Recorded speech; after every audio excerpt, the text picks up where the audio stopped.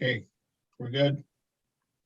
Good evening, everyone, and welcome to our Wednesday, January 19th, North Middlesex Council meeting. Once again, we are holding this meeting virtually due to the COVID restrictions that we are facing. At this time, I would call the meeting to order and roll call. Councillor Hemming has sent his regrets for this meeting. Any disclosure of pecuniary interest, please forward that through in writing or on an email to our clerk. All right, so the minutes of the previous meeting, meeting minutes from December 15th.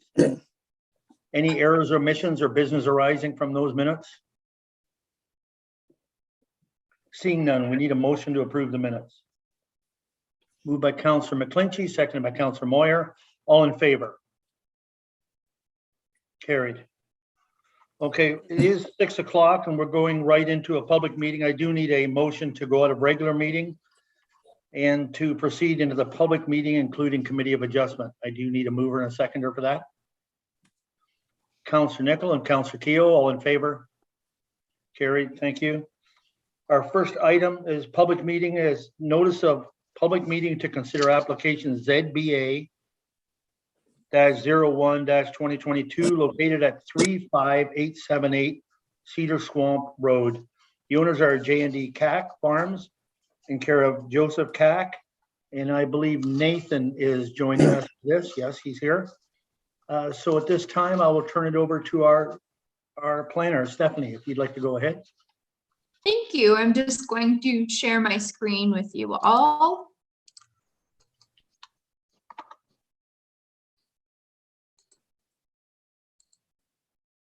The purpose and effect of the application is to implement a condition of consent B05-2021, which conditionally severed a lot with an area of approximately 0.48 hectares or 1.19 acres in order to accommodate the disposal of a surplus dwelling.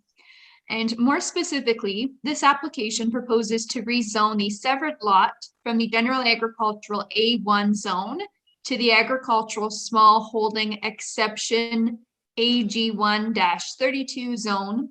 And that's in order to recognize the residential use of the lands, recognize a deficient lot frontage of 39 meters, whereas 50 meters is the minimum, and as well as limit the range of permitted uses.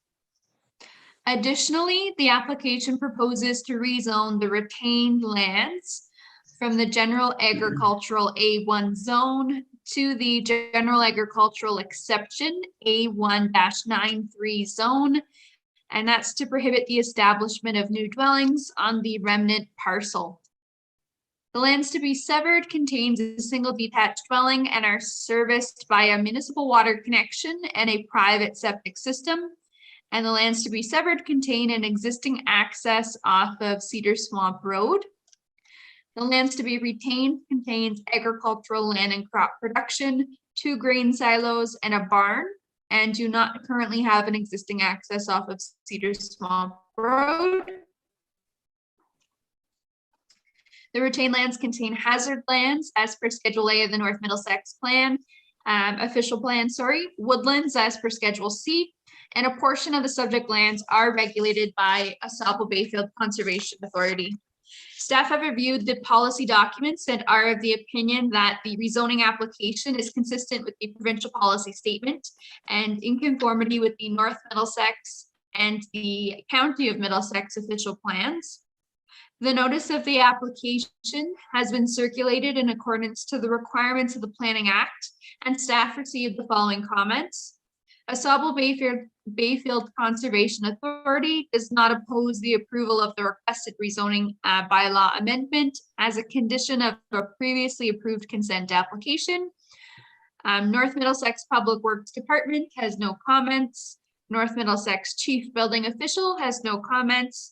And at the time of writing the subject report, no comments or concerns have been received from the public regarding the proposal.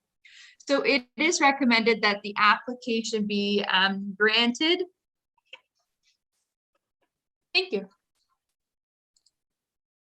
Thanks, Stephanie. At this time, does the applicant, Nathan, do you have anything you'd like to add? No, Stephanie did a great job in covering all that. Okay, all right, thank you. We have no written submissions, I believe, on this. So no public comments? No. At this time, anything, the committee, questions from the committee? Seeing no questions, we have a recommendation in front of you. Would you like that recommendation read? Or do you all have it in front of you? We have it. Okay, so you're all right with that? We have a recommendation in front of us, and that is to move to grant this. Moved by Councillor Keogh, seconded by Councillor Moyer, I believe, correct? Yep. All right, all in favor? Carried. Thank you. Thank you very much. Thanks, Nathan. Our second item here is that 605 is a notice of public meeting to consider application of temporary use ZBA-02-22 located at 4378 McGilvery Drive. And the owner is Brock Rondo. The agent is Todd Deeks. And is Todd with us? He is, it's just queuing up. Okay. Just give him a second. Yeah. Okay, I see that he can hear us at least. Okay, we can proceed at this time. So Stephanie, if you will go ahead. Thank you.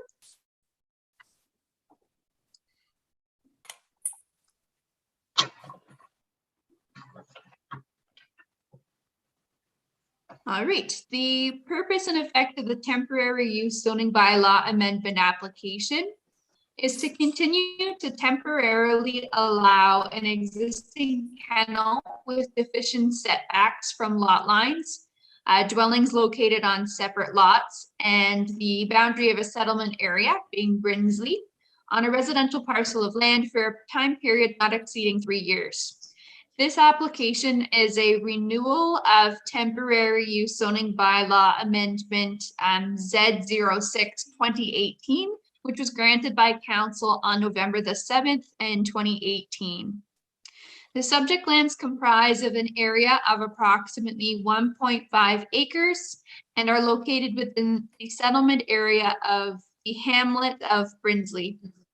The lands contain an existing single detached residential dwelling and an accessory agricultural building currently used as a kennel facility and for personal storage. A number of fully fenced dog runs are also located at the rear of the property. The applicant has advised that the kennel has been in existence on the property for approximately 8 years and houses American foxhounds. The applicant has further advised that at most times, approximately 10 dogs are kept in the kennel, and the dogs are kept for personal use only. Planning staff recognize that the kennel is an established use and note that there are no proposed changes to the facility since the 2018 application. Planning and municipal staff are not aware of any complaints related to the keeping of dogs on this property. Additionally, the applicant has advised that the existing kennel, as mentioned, is not used for commercial boarding purposes, but rather as a personal use facility to house hunting dogs. Notice of the application has been circulated in accordance to the requirements of the Planning Act, and staff received the following comments. The Asabo Bayfield Conservation Authority indicated that the subject lands are not regulated and therefore has no concerns with the proposed application. North Middlesex Public Works has no comments. North Middlesex Chief Building Official has no objections. And it is noted that as part of the application in 2018, the municipality did receive a petition containing 25 signatures of support as part of the application.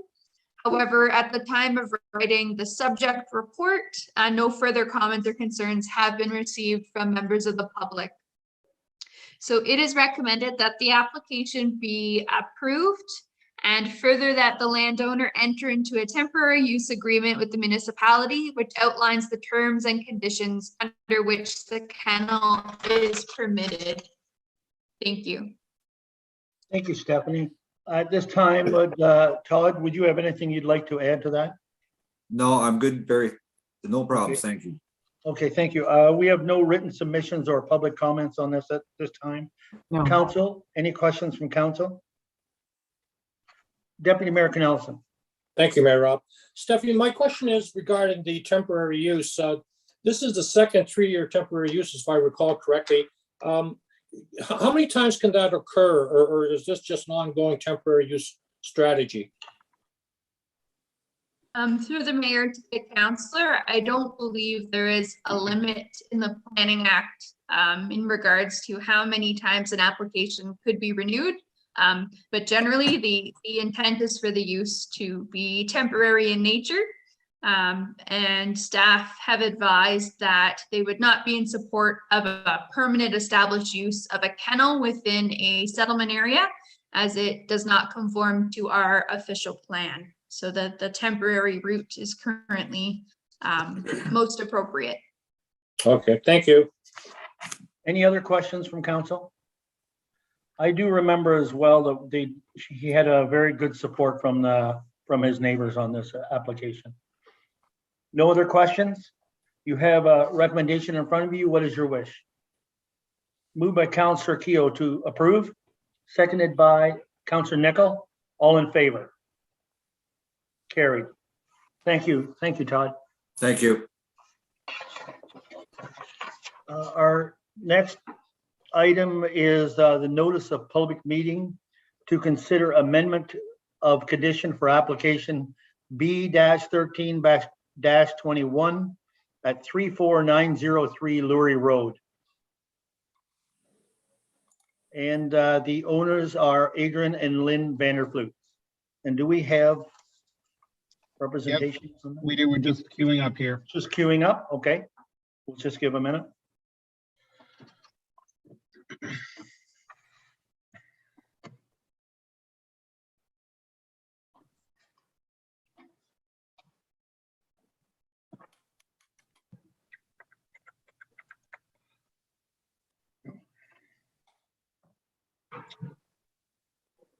I think we have them there now. Correct. All right. All right, Stephanie, if you go ahead. Thank you.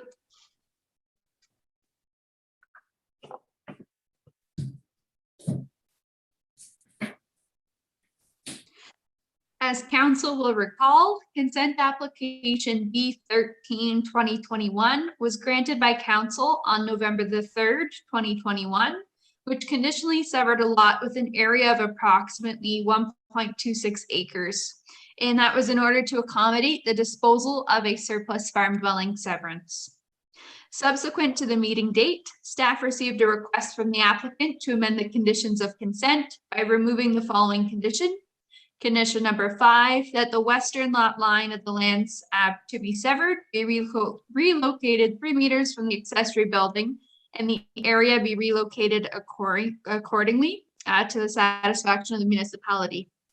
The applicant provided a letter outlining the reasons for the request, which include but not limited to limited access to the accessory building door to the west side of the building. The lands have never been in crop production, and the proposal is under their maximum lot area permitted. And a copy of that letter has been included on the agenda. Although the severed lot is consistent with the zoning requirements, staff are the opinion that the western lot line should be relocated 3 meters from the accessory building to ensure the interior side yard setback of the AG1 zone is being met, while also ensuring the lot is only large enough to accommodate the dwelling and services as per the direction in the provincial policy statement and the North Middlesex official plan. So staff are of the opinion that an interior side yard setback of 3 meters should be sufficient space to utilize the access on the west side of the accessory building for residential purposes. And based on the above, staff are not in a position to recommend the removal of condition number 5, as it will result in the creation of a lot that is larger than necessary to accommodate the dwelling and the severances. So it is recommended that the application, or I suppose the request, be denied. Thank you. Thank you, Stephanie. At this time, time for the applicant to respond. I'm not sure if it's Adrian or Lynn that's there, but if you'd like to respond. Can you hear us? Yes, Okay, we just have a couple short statements to make if possible. Honorable Mayor and members of council, thank you for allowing us to be with you today and present our amendment. We greatly appreciate your approval of the November 3rd application for a severance of the lot on our Lurie property. Our purpose of the amendment is to extend the western boundary from 3 to 18 meters as stated, as she said in our letter of November the 26th. The reason we are asking for this amendment is the area was never farmed since we purchased it in 1978, and it was always included as part of the rental property. The area in question was originally a barnyard and a lane to an old barn that was demolished in 2005. We cleaned up the area, leveled it off, and planted a lawn.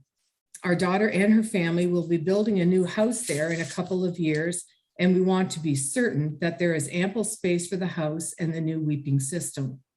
As the total area of the new lot is still only half of a hectare and no additional farmland will be lost with this amendment. Thank you again for your consideration. Are there any questions? all right, thank you, Lynn. At this time, we have no written submissions, I believe, and no public comments. Is that correct? All right, so the committee, any questions from the committee? Questions from the committee? Deputy Mayor Ellison? Yes. Thank you, Mayor Rob. My question is for the applicant, and I'm interested in, you made a comment that you'd be building a new residence there. Do you have any concept of what the location of this residence will be on this particular lot? Yes. Where would it be? Just to the west of the old house. Just to the, yes, just to the west of the old house, to the west of that laneway. All right. So it's kind of like, it'll be behind the existing house then? Yes. Yep. All right. Is there adequate room to build that house as the severance has currently been approved? Well, I'm just afraid of the weeping system. I'm not sure how much room they need. So I just figured since we weren't using that as a farm property anyway, we just thought we'd give them a bigger backyard. So in case they have to put a big weeping system in, that there'd be lots of room. That's the big reason why we're doing this, because I hate to come later and say, you know, we're too close to the lot line. We need a, you know, we need a severance or like a, what do you call that? Minor variance. So that's the only reason why we just thought we'd do it now, since we got everybody on the same page. So then my follow-up question is for Stephanie. Stephanie, in the event that the lot as was currently approved is not able to accommodate the new residence and the septic bed, what options do they have? Do they then have the option to apply for an enlargement of that lot at that time? Through the mayor to the councillor, yes, they could apply for a lot addition for legal or technical reasons. At that point in time, should it be necessary. Okay, thank you. Other questions from the committee?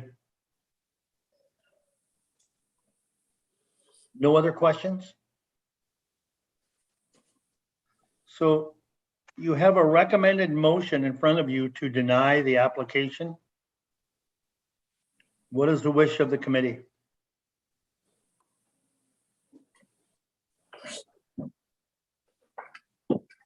Councillor Keogh. Sorry, you're on mute. You're on mute, John.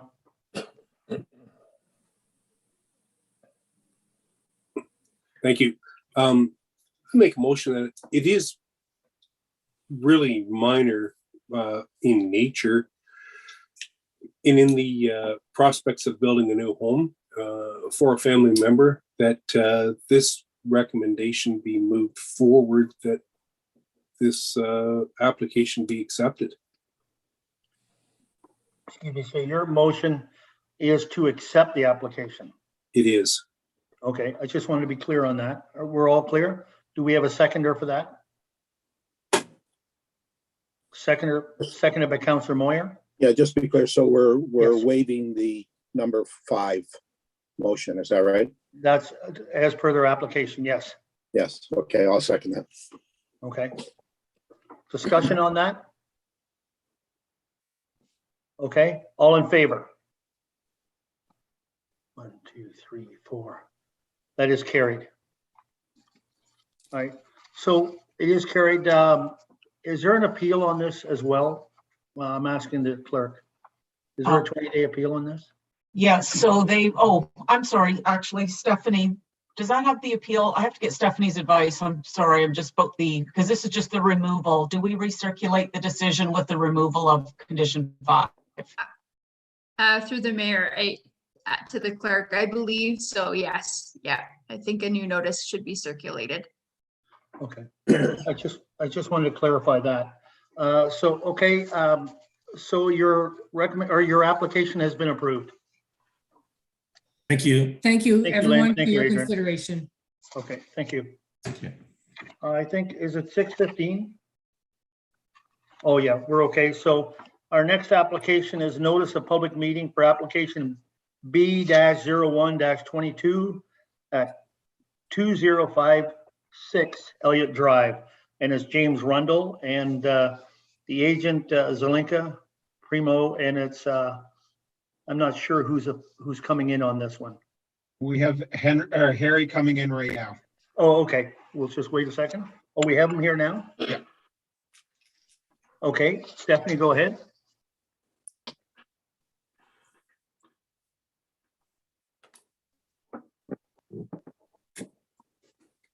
Thank you.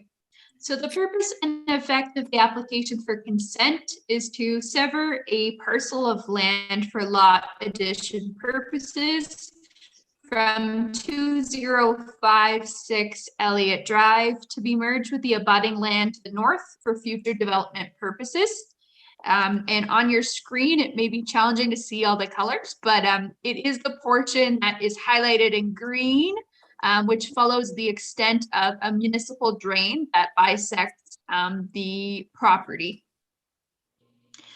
The lands proposed to be severed and merged with the abutting property to the north are approximately 3.67 acres in size.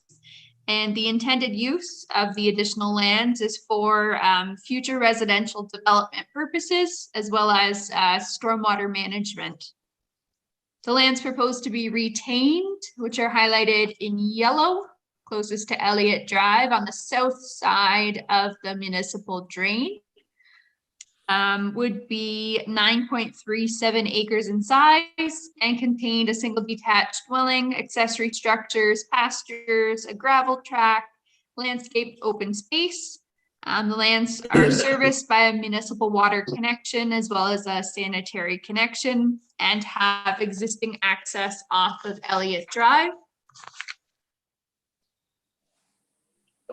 The provincial policy statement, the county official plan, and the North Middlesex official plan all permit severance applications for land assembly through lot addition to facilitate subsequent development by a plan and a subdivision. The subject lands do contain hazard lands as per Schedule A of the North Middlesex official plan. And as part of the circulation process, staff did receive the following comments from Asable Bayfield Conservation Authority. The ABCA cannot support the severance in the form it is proposed as it seeks to fragment the defined hazard land. It is advised that there should be a minimum of 6 meter setback from the physical top of bank of the drain. Should the applicant revise the severance line to accommodate this setback, ABCA would have little concern. And further consultation with the authority is required to determine stormwater requirements for the proposed development. So as a result of that comment received, staff do recommend that the southern lot line that follows the extent of the municipal drain be relocated 6 meters from the top of the bank to the satisfaction of the Asable Bayfield Conservation Authority. Overall, staff are of the opinion that the proposed lot addition is consistent with the provincial policy statement and is capable of being in conformity with the county and North Middlesex official plans through conditions. There was a concept plan provided on the agenda, included in the agenda package. And it's just noted that the plan of subdivision that you would see in the agenda package is subject to further planning applications, including but not limited to additional review, analysis, potential changes, as well as a future public meeting and a council decision. So notice of the application has been circulated in accordance to the requirements of the Planning Act. And in addition to the comments received from the Asabo Bayfield Conservation Authority, the North Middlesex Public Works Department noted no comments. The North Middlesex Chief Building Official noted no objections. And at the time of writing the subject report, no comments or concerns have been received from the public regarding the proposal. However, subsequent to writing the report, staff did receive a public written submission, which will be addressed during the written submissions portion of this meeting. So it is recommended that the application be granted subject to the 7 conditions which council will have before them. Thank you.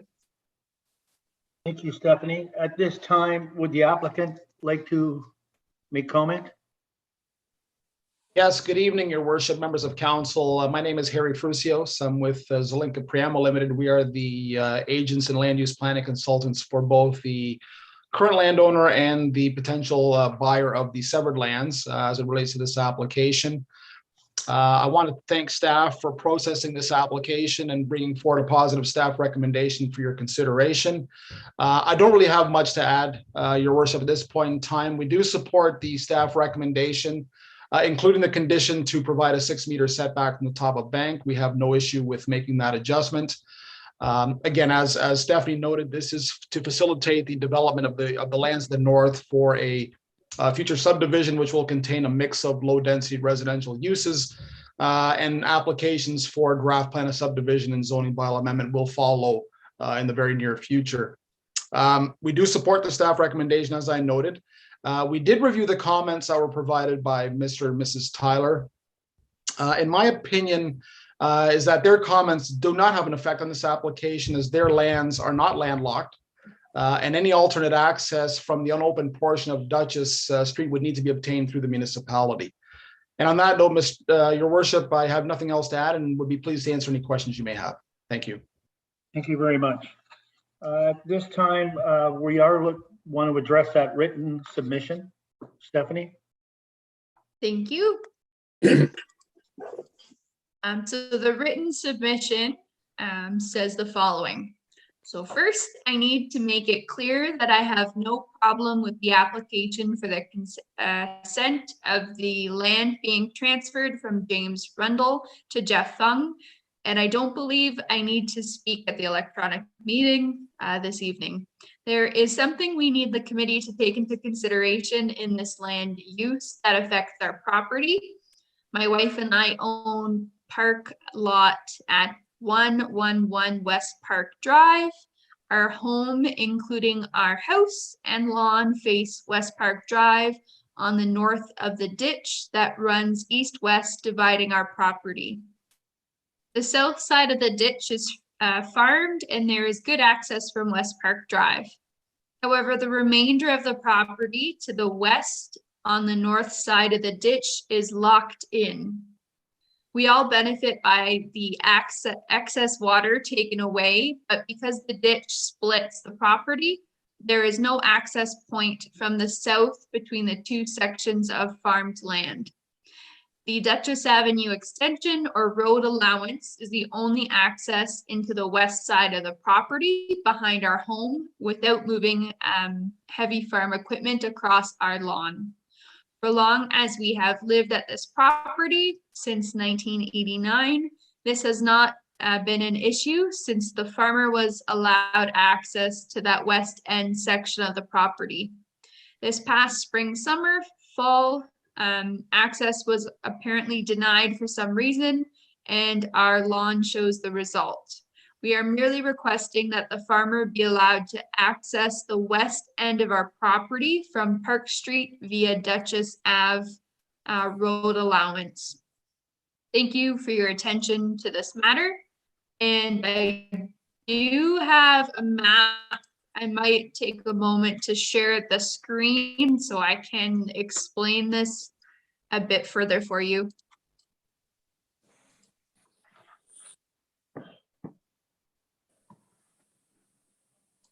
So the area in which the letter is proposing access concerns is this section.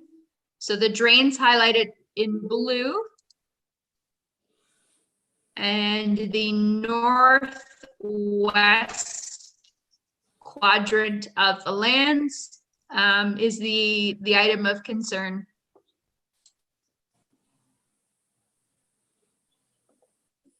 That's all. All right, thank you.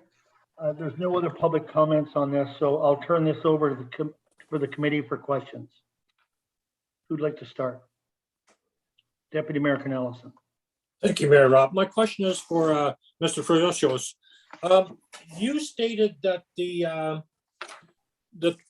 severance would have no impact on access to the property, that it is in fact not landlocked. Can you explain that, please? Through you, Mr. Mayor, and to you, Deputy Mayor, what I suggested with response to the letter was that their lands currently do have access off West Park Road. And that if they were to get access off the west side of their property, it is abutting the unopened road allowance, which is Duchess Ave, which is owned by the municipality. So neither my clients or the current landowner have the ability to grant that access that the neighbors are looking for. I see. Okay, thank you. Okay, so just to clarify, they were getting permission to go, but it's actually on the municipal property, not on a private property that you're talking about. Is that correct? Okay. I have a question before I go to the next person. When I was looking at your original map, Stephanie, there seems to be a gap between, on the east, there's a small piece added to that in yellow.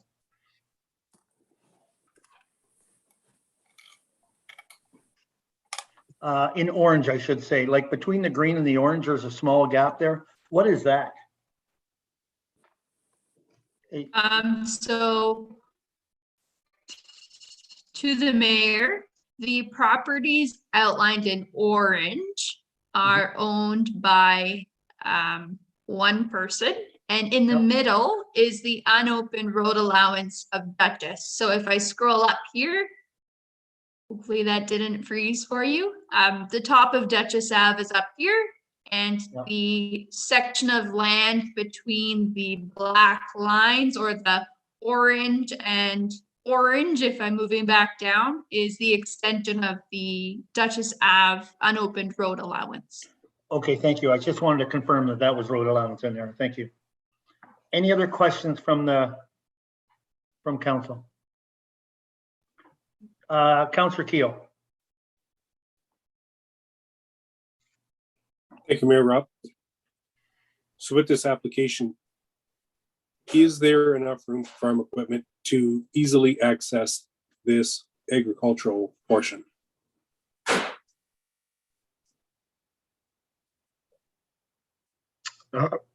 Oh, answer the question. Yep, So through the mayor, our unopened road allowance is typically 20 meters, John. Okay. 20 meters in width. And so, John, I guess I'll ask you this. Will that be accessible through important times during the crop season? Spring, middle of summer for some spraying, and fall? It would be just as open now as it was previously, John. So, or Councillor Keogh, sorry. What we'll be facing at the end, what we'll be facing at the end of the day is the possibility that Mr. Fung, when he does his development, may pave that section. Okay. Oh, and improved road surface at that, but the road allowance and the width will be there. So I guess what I'm asking is the residents that have that portion, I assumed it's rented out or some type of agreement. Sure. Can their tenant farmer gain easy access until such times as this becomes developed. That, I guess, is what I'm asking for. Yes. Yes, you can. Okay. All right, other questions from council? Seeing none, we do have a recommendation in front of us, and that is to grant this application. Are you moving that, Councillor McClinchy? Moved by Councillor McClinchy, looking for a seconder. Councillor Nickel, discussion on it? Okay, all in favor? All in favor? Carried. Thank you. Thank you, everyone. Thank you very much, sir. Thank you. And we're next is 5.3, and that is notice of public meeting for application MV-01-22 at 33701 Neil Road. And that's Bradley Charlton, sorry. And we're just waiting for, oh, I see we have it here now. All right, so go ahead, Stephanie. Thank you.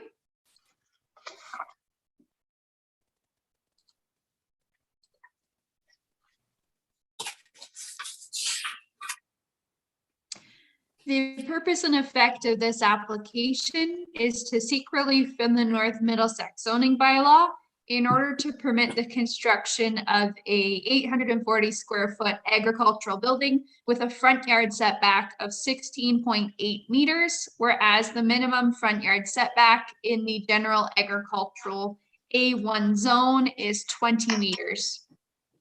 The subject lands are located on the west side of Neil Road between Prince William Street and Maple Lodge Drive.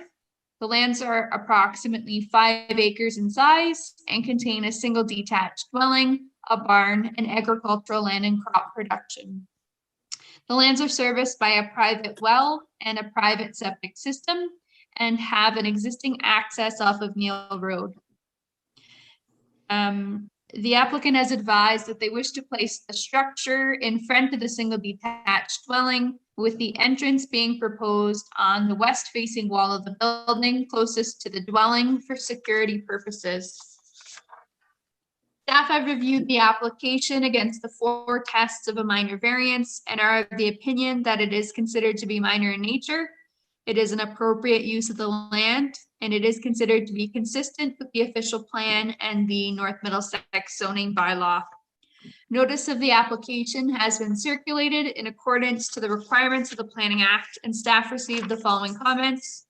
North Middlesex Public Works Department, no comments from water, roads, drainage, and sewer. North Middlesex Chief Building Official, no livestock will be permitted in the proposed barn without the completion of minimum distance separation calculations first. Asabo Bayfield Conservation Authority notes that the proposed location of the new barn does not encroach into the natural hazard features. As such, ABCA does not oppose to the approval requested minor variance. And at the time of writing the subject report, no written concerns or comments had been received from the general public. So it is recommended that the application be granted. Thank you. Thank you, Stephanie. At this time, Brad, is there anything you'd like to add? I just wanted to say that it may have been my fault, but all the entrances will face north, not west. So there will be no traffic or activity to the west towards the road. It would be all on the north side. Okay. Thank you. Is that all you'd like to add to it? Well, I did submit a letter, and you might have read that already. I wasn't sure if this technology would work. I've had situations where it's cut me off before. So if you've read the letter, then I have nothing further. And I have read Stephanie's report, and it looks very positive. So I don't really think I have anything to add other than that letter. I can read it, or if you want. Does council need it read? No, I read it. No, I'm good. It was there for us. Okay. It was there for us. All right, thank you. We have no other written submissions for this, I believe, and no public comments. So provision for the committee to ask questions. Any questions on the committee? Counselor Nichol? Yes, is there municipal water hookup on that property? No, there isn't. We have a very good well. Okay, But is it accessible to hook up for water? Well, they did put in the infrastructure for it, and it was offered to the residents here some years ago, but the residents refused it after a lot of infrastructure was put in. We actually have a fire hydrant just up at the corner at Maple Lodge and Neil Road, and there's other fire hydrants around. There is the infrastructure is there, but there's no water. I mean, theoretically, if they put the water in, it would be accessible. okay, Thank you. thank you. The well we have, I don't know how important it is, but the well we have had a stress test put on it. They ran water full blast out of that well, and over half an hour, it only went down 1 inch. So the water supply is very good here. Okay, thank you. Other questions from committee? Seeing no other questions, you have a recommendation in front of you. That is to grant the application. Are you moving that, Councillor Moyer? I'll move that, yes. Moved by Councillor Moyer, seconded by Councillor McClinchy. Any discussion on that? All in favor? Carried. Thank you. Thanks, Brad. Thank you. Good night, everyone. Good night, Thanks, Stephanie. Bye-bye. At this time, I do need a motion to come out of public meeting, including committee of adjustment, and return to our regular meeting. Councillor McClinchy, Councillor Nichol, all in favor? Carried. Thank you. And at this time, we have a presentation from Watson and Associates, technical briefing and a review of the water and wastewater rates. Through your worship, before we do that, Yes. Estelle, would you like to do a little bit of a prelude to kind of give this context, the presentation that Watson's will be providing? Or I can certainly. Anyways, through your worship, we had reached out to Watson Associates, who undertook our 2020 water wastewater rates that were ultimately established in 2021 for a 2022 recalibration, just to make sure that we had a roadmap ahead. For your consideration tonight, or rather for your information, Watson has provided a synopsis of financial best practices that demonstrate a 25% rate increase for our water wastewater rates. However, through the budget committee analysis, the recommendation was for 5%, and that's reflected in the 2022 budget. But for the purposes of the presentation for tonight, and for consistency of the information being as true and as accurate as possible, Watson will be tabling the 25% as represented. So that being said, we'll hand it over to Daryl. Thank you, Jonathan, and thank you, Mr. Mayor and members of council. I'm going to share my screen here, which I'll have a little presentation to go through. Bear with me.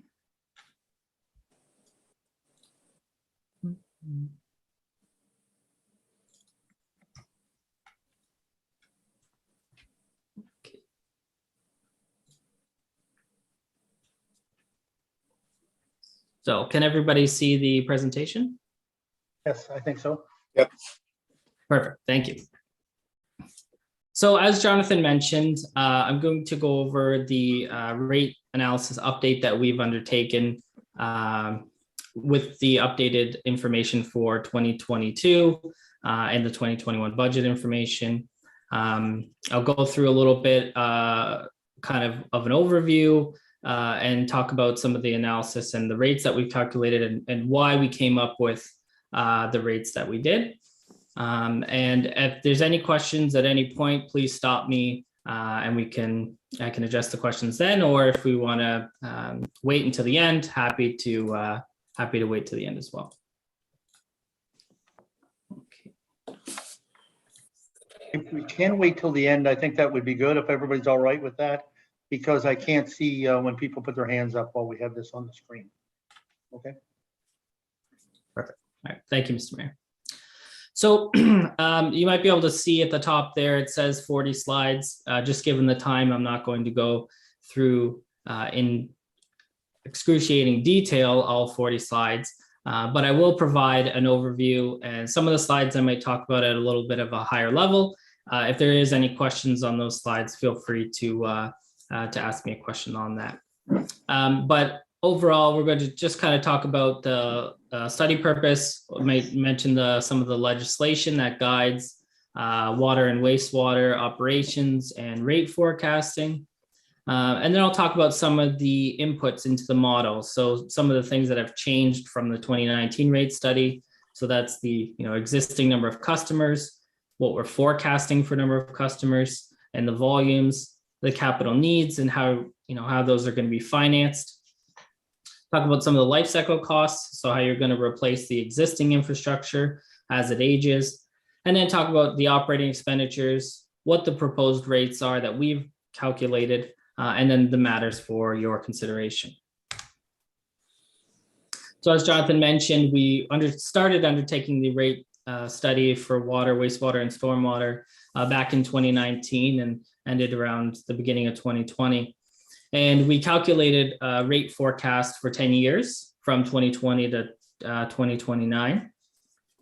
And from that analysis, we, given the financial needs of the municipality, we went from a variable rate to a 100% fixed charge, and council imposed that rate in 2021. And so that means all of the, no matter what the volume usage is for each customer, they would pay the charge based on what their average was over the last 3 years. And I'll mention that as I go through the presentation. So part of this analysis is to update it for a new rate structure so that we can provide for some variability in the bills. If you use less water, you can have a lower bill. We've updated the capital forecasts through discussions with staff, and that includes an estimate of the development charges, or the updated development charges based on the new capital forecast. And then we've updated the rate forecast. So with respect to the legislation, there's a number of different pieces of legislation that guide the operations of the water and wastewater system, how we calculate the rates, the financial reporting, et cetera. I'm not going to go through them in detail. I know through the 2019 study process, we went through in detail in the presentation and in the report, but ultimately just wanted to highlight that there are a number of pieces of legislation that we have to consider when preparing the rates and doing the analysis. So the current rates for 2021 are identified here. So a typical residential user uses about 180 cubic meters of volume of water in a year. And so they would fall into that first category. And so that what we identified for 2021 was about $883 a year for water and $830 for wastewater, coming in just around $1,700 for the year. And then, as mentioned, there's various categories for your average usage over the last 3 years. And so we've identified all those rates as they are currently enforced today. One thing I would note is through our forecast back in 2019, these were the rates that we calculated for 2020, but they weren't implemented till 2021, which just delayed the revenue collection 1 year from what we anticipated in the last analysis. Okay, so a lot of words here. Basically, as I mentioned, we're going from that fixed rate structure, and we're going to look at a variable and fixed rate structure. About 2/3 or 75% of municipalities in Ontario utilize a variation of some base charge or fixed amount, as well as a volume amount. And so still given the financial constraints with the municipality, rather than collecting 100% of the revenue we need from a fixed charge, we're going to drop that to about 80% of the revenue from a fixed charge. And then the rest would come from a volume charge, so 20%. Further, what we've done is we've looked at establishing a new category. So for users who only use 0 to 50 cubic meters per year, So these are probably seniors or single occupant homes who don't use a lot of water. We've created a different category for them, whereby their rate is about 50% of what a typical residential user rate would be. So as I go through, I'll try to highlight, some of the differences from the 2019 rate study, which kind of guides the rate forecast that we've calculated here. So in the 2019 rate study, we started off with about 2,350 customers. That was our base for water, and about 1,200 for wastewater.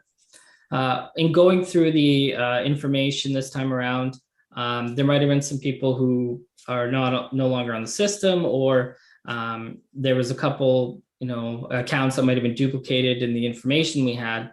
So our starting point for this analysis is a lower number of customers, about 2,306.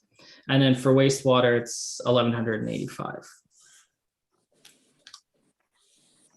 And this customer profile here just kind of identifies by ward where the customers are.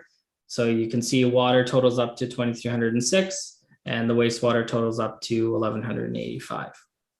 Just for additional information at the bottom, for water, it talks about, or it summarizes the number of customers that would fall into each of those ranges. So you'd have 193 customers that would fall into that new 0 to 50 cubic meter range. And the predominant or the bulk of the customers would be the residential customers. 75% of your customers fall into that 51 to 250 range. So that was the starting point. So we're starting with a little bit less customers, but we're actually forecasting more customers than we did in the last study. So through updated information and through our work with the development charge background study process, we have an updated forecast of growth. And so it actually pretty much equals the number of customers we were out at the beginning. But so we do have about 45 more customers anticipated over the forecast from 2021 to 2029. So here's one of those slides I mentioned I wouldn't go through in severe detail unless there's some questions. But ultimately, how we estimate the number of customers in each year and the volumes in each year is up in the top left corner. We identify the number of users, and then we add those users each year throughout the forecast. We have 180 cubic meters per user is our assumption for volumes. So if we multiply those new users by the volumes, we can then estimate what the additional volumes are going to be in each year as the municipality develops and adds new customers. Okay. At the bottom, we also use this information to estimate the dollar amount of your water purchases, and so that we can incorporate that into the operating budget as well. Okay, so you'll see there's 206 additional users we're forecasting from 2021 to 2029. Okay, we've done the same analysis for wastewater. We've just put this on here as well for information purposes. So with respect to the capital infrastructure, we've gone through, had detailed discussions with staff, which will also inform part of the development charge study process as well, and updated the capital forecast from 2021 to 2029. And so the information we have here, so we've identified the projects, and then roughly the years that the project should be undertaken, an estimate, and the estimated dollar value in today's dollars of those projects. Also, we've identified over here at the far right, the growth related share. So that would be how much of that project we could fund from development charges. So those are amounts that won't fall to the rates. They would actually be funded through the updated development charges. So we can see here is, sorry, that just covered it, but there's about $40 million worth of water capital projects identified over the next 10-year period for water. And for wastewater, it's just over 33 million. Okay. And I think when we get to the actual rate forecast, part of the increases that we've identified are to fund the capital program. And that's going to be a big component of the rate forecast. So how are we going to finance all of the capital expenditures? So in our modeling, in our analysis, we've identified that these capital projects will be funded from reserve balances. So that's existing reserves, and we've identified operating budget transfers. So we take money from the rates and put those into the reserves as well, which would then fund the capital projects. We've also identified development charge revenues, which would fund the that growth-related share of the capital works. And then we've also identified debt funding. Now, if utilizing debt funding would help us to keep the rate increases lower. It kind of spreads out those rate increases over time. And I'll talk about the amount of debt that we've identified to fund this capital program. So taking a look at the municipality has to prepare a financial information return every year. And looking at the 2020 financial information return, the municipality can issue approximately $46 million worth of new debt before you hit your, or what we would suggest would be your debt capacity limit. The province sets a limit of 25% of your own revenues that you can spend on debt charges. We will generally recommend only going to 20 so that you don't get into a financial situation where you're stuck and something breaks and you need to issue debt and you're not able to. So our recommendation is generally just under that provincial line. So this would amount to about $46 million you could issue over the 10-year period. Okay, and so looking at the development charges, what we've done is we've gone and we're getting close to having the draft report for the development charge background study. And so we've gone in and done a preliminary analysis of what the rates might be for the DC.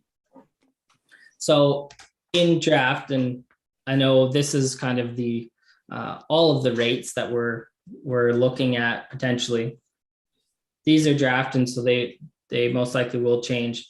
But what we're looking at for water, and if we focus in on the single and semi-detached, so generally a single detached home, if we look at Park Hill for water and wastewater, it would be about $19,000 per home. And then for Elsa, Craig, Nairn, and Petty, it would be about $8,600 per home. Okay, and these are the rates that we've used to estimate our water rate forecast, so that these are identified to pay for those growth-related expenditures that were identified in the capital program. We always start off with looking at how much money you have in the reserves currently. So at the year end 2020, for water, you had about 1.3 million in the water reserve. And for the DCs for water, you had about $31,000. For wastewater, you had just under $600,000 for your general wastewater reserve, and about $500,000 in your wastewater development charge reserve funds. So when we take the capital program and we identify through our analysis how much would be funded from the different sources, we come up with this kind of summary table here.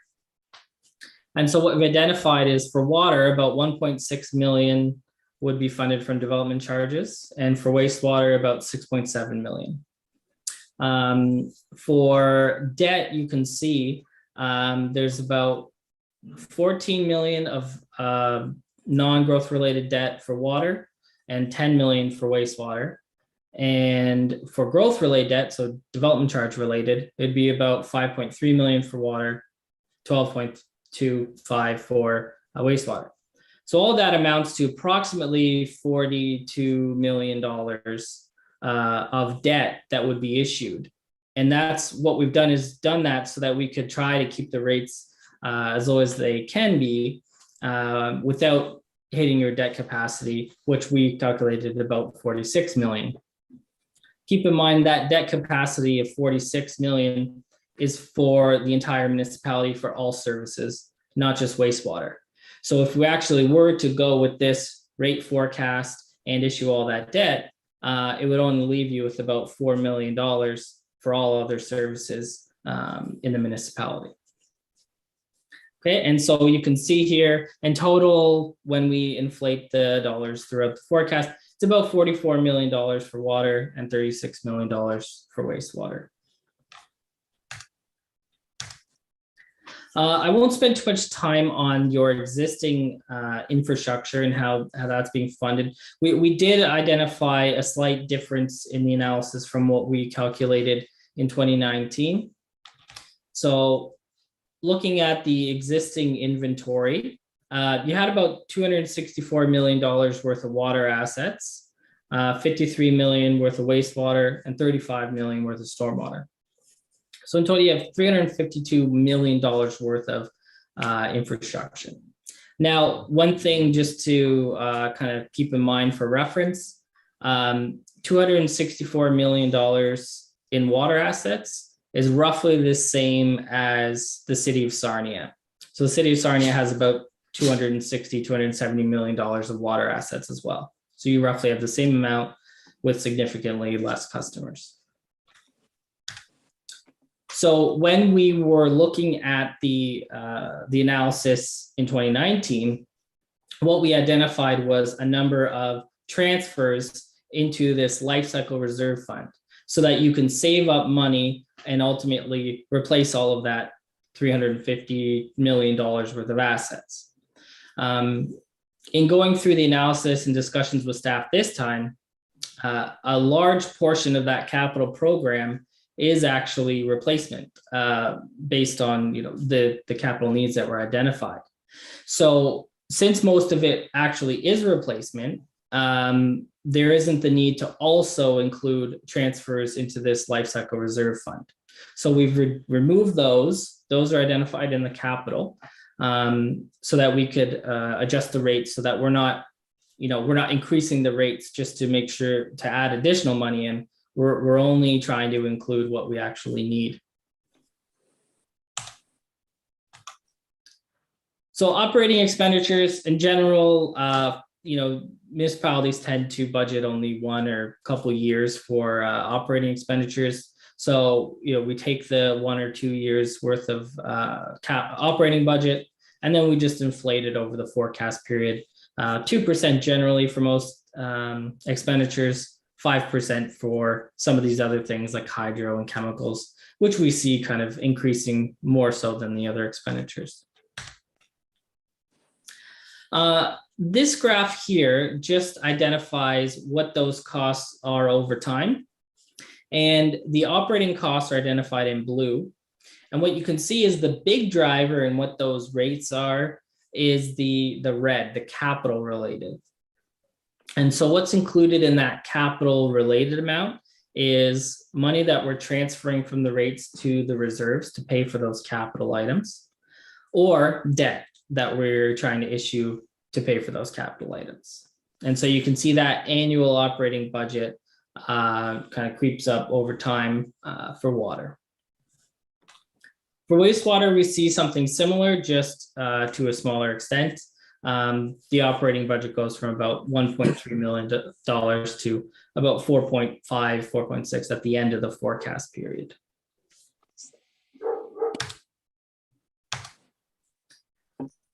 And so, as I mentioned, we've taken that your current rate structure of 100% fixed charge, and we've added some variability in there. And we've also added that new category for the 0 to 50 cubic meter per year customers. Won't go through all this in detail. Again, this is the forecast for all the different categories for the 10-year period, which just shows you in extensive detail.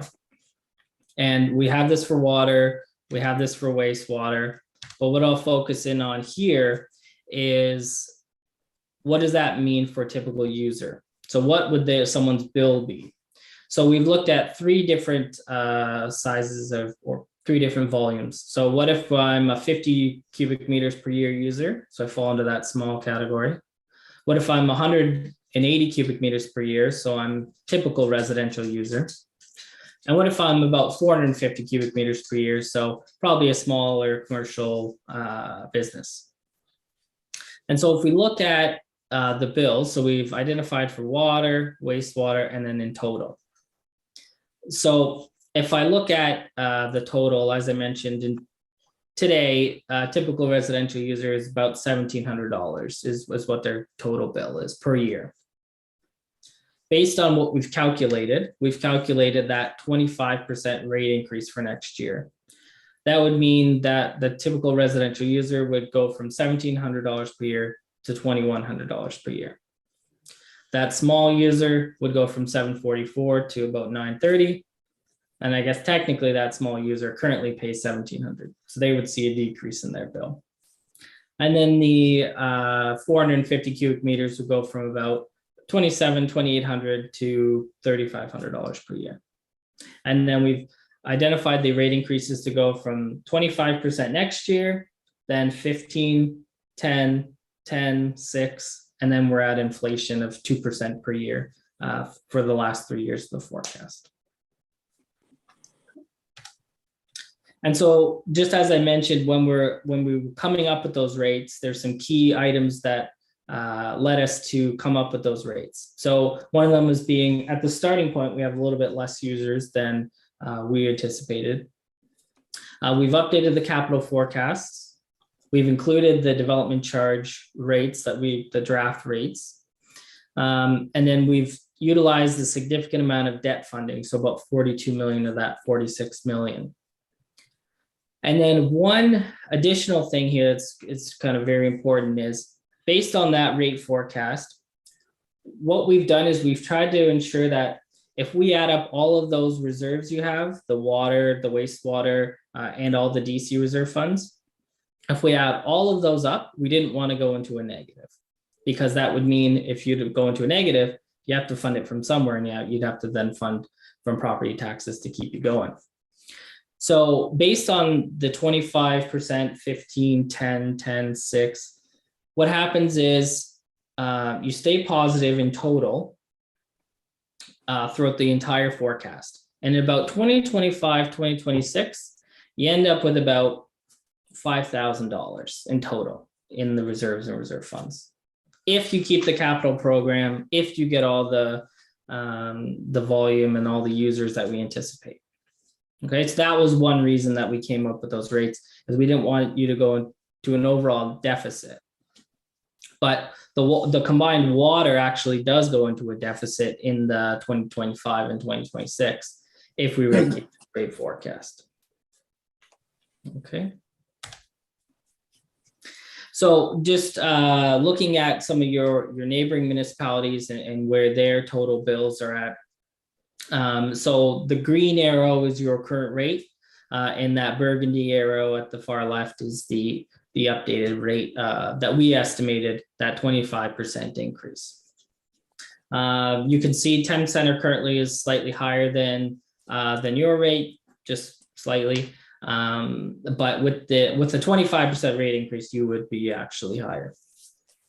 And going through the various municipalities, this would be a typical bill if you used 180 cubic meters.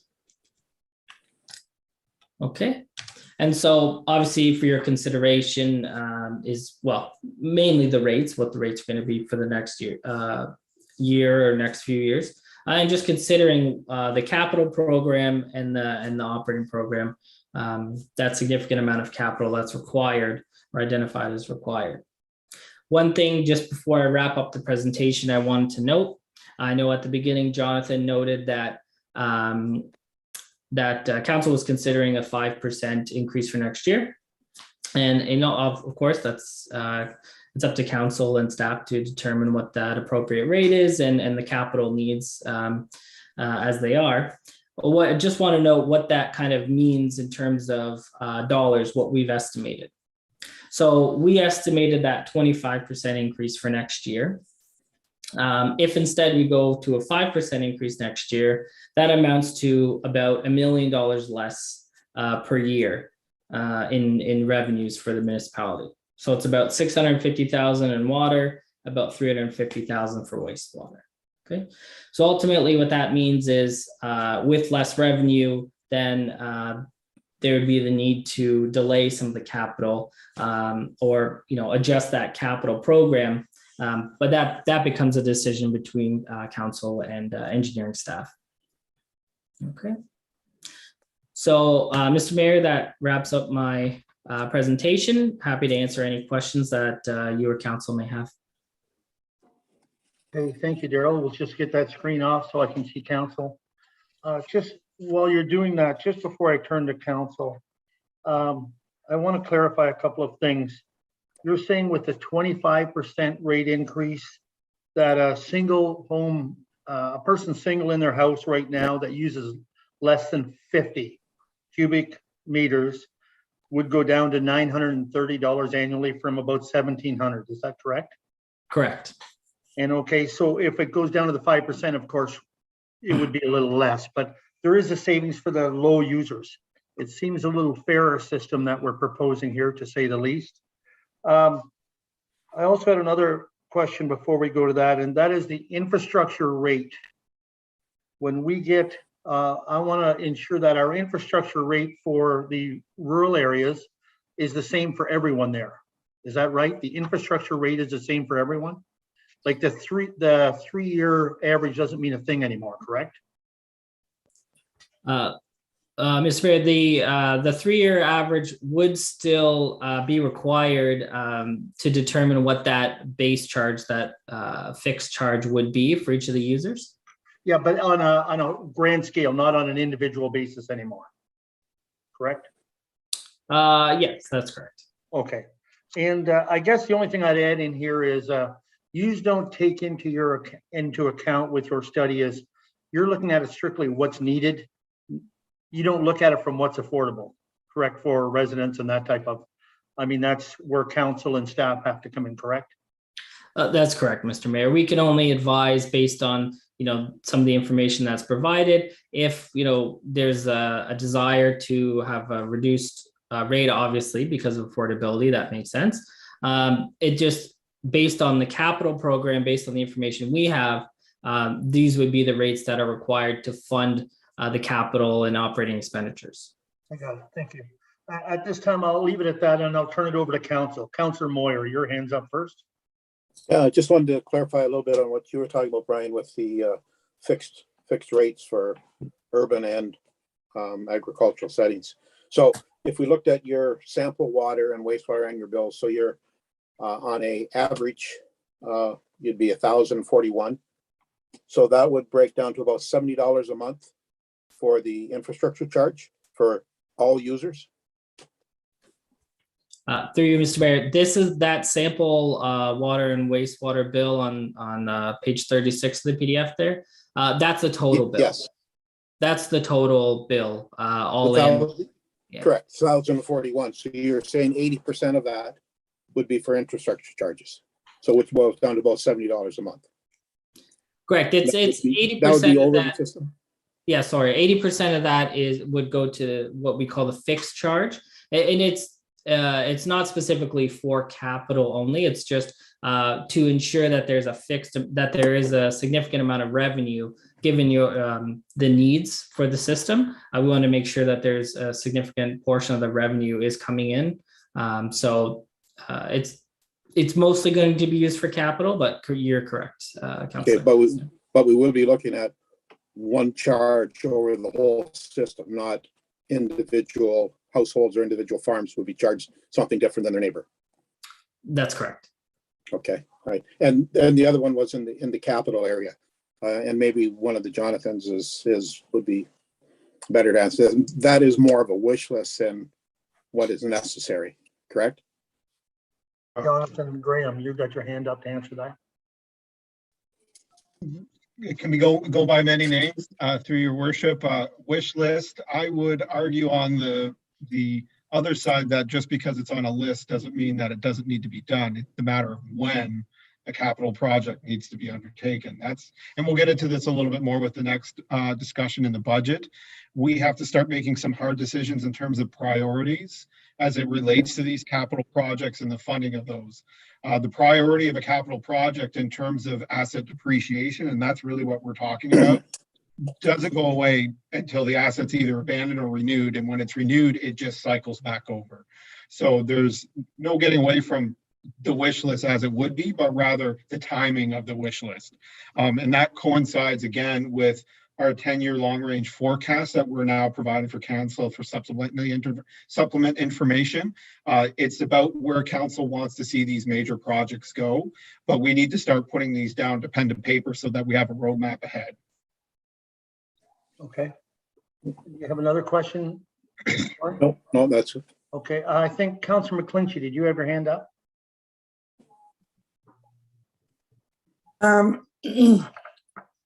So if we have wishful thinking, probably will happen with all the building that's going on.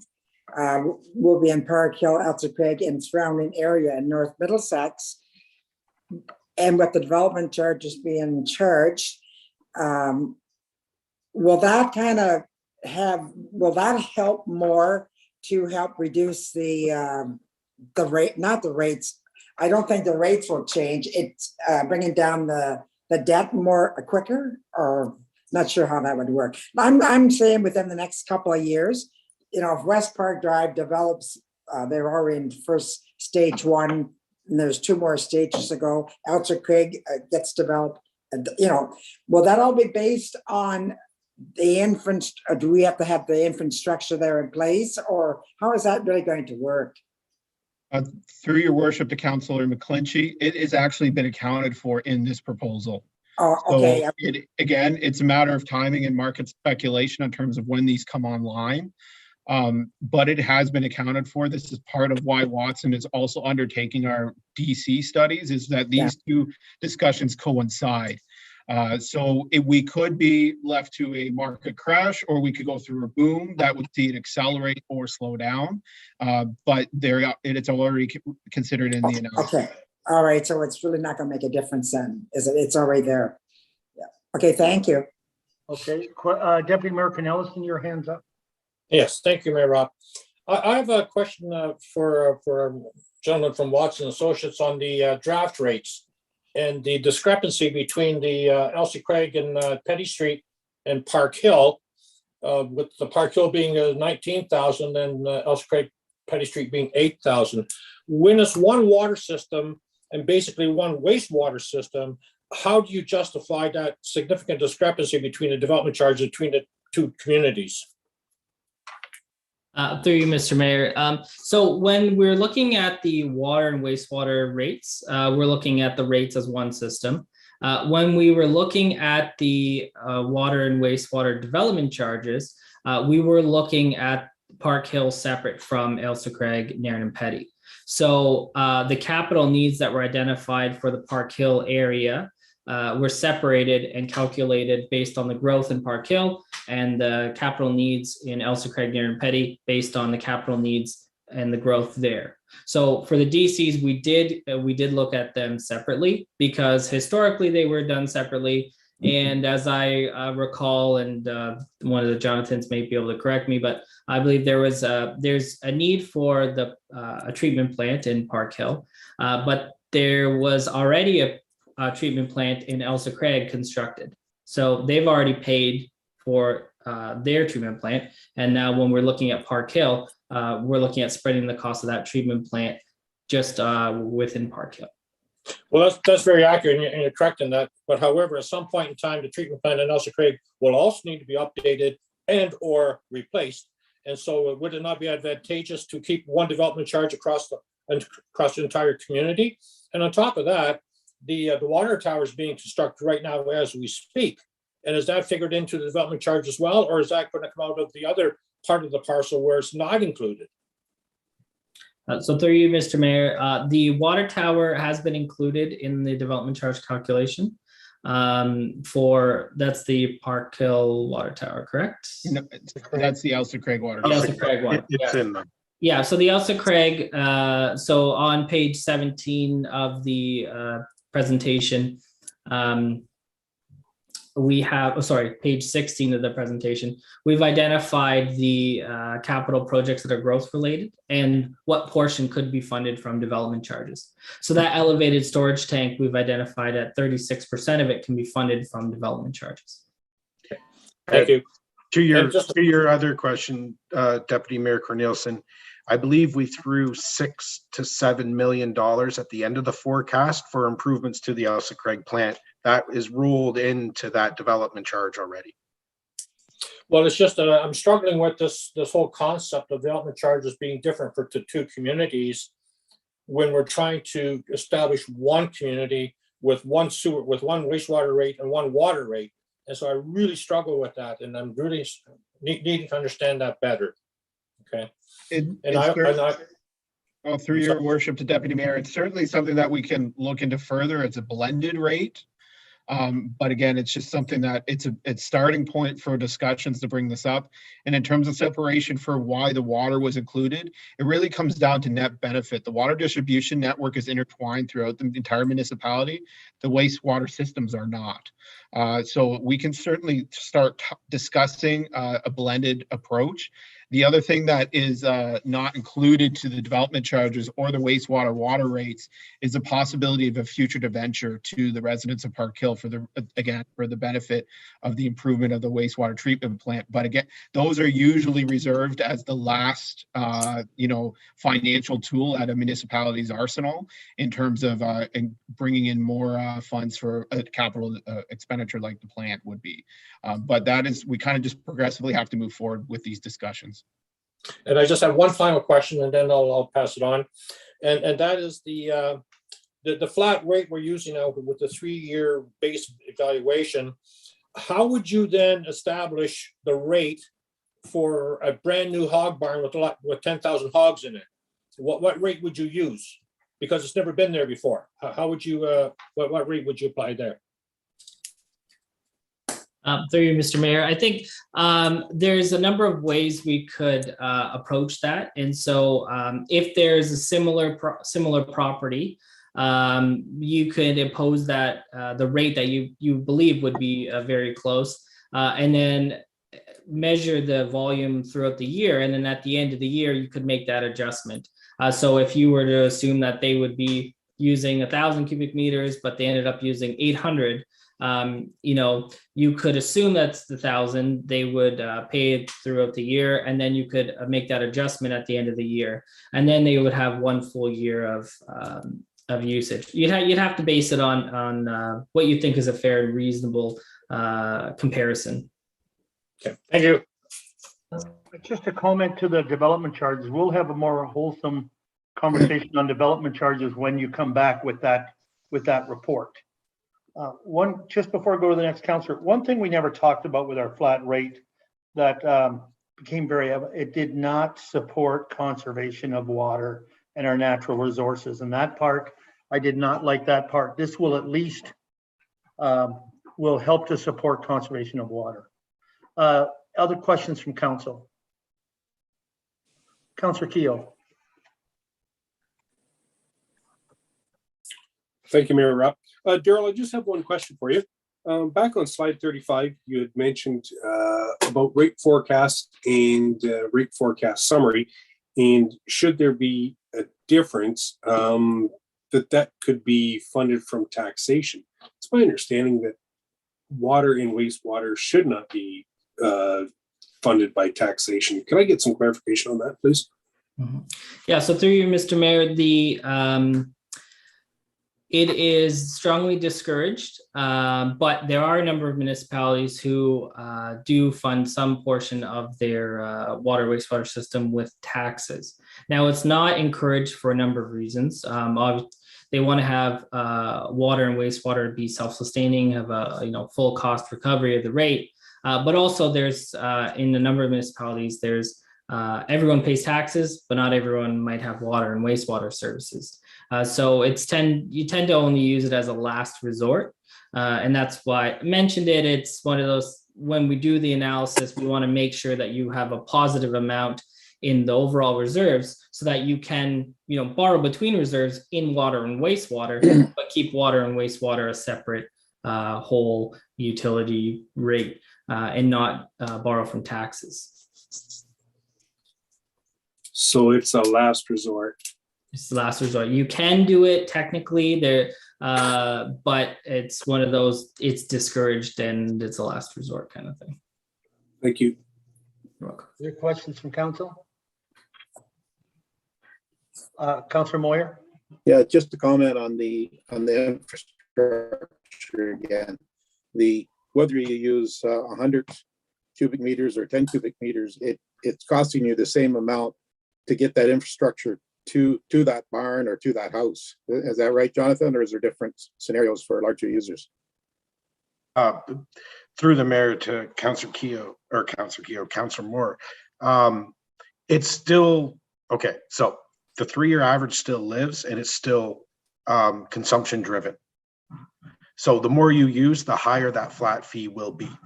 So it's 80% of the total. So it's still variable. It's not everybody's just going to pay the same flat rate across the board. It is 80% based off of consumption. The more you use, the more you pay, basically. Okay, but it costs the same to put that infrastructure into every property. In the property, but for example, a property at our southwest corner would cost exponentially more money in order to have the infrastructure run 20 or 30 kilometers to get to that property versus something that's close. And then in that, you got to look at the demographics of it. So you run around. That's new.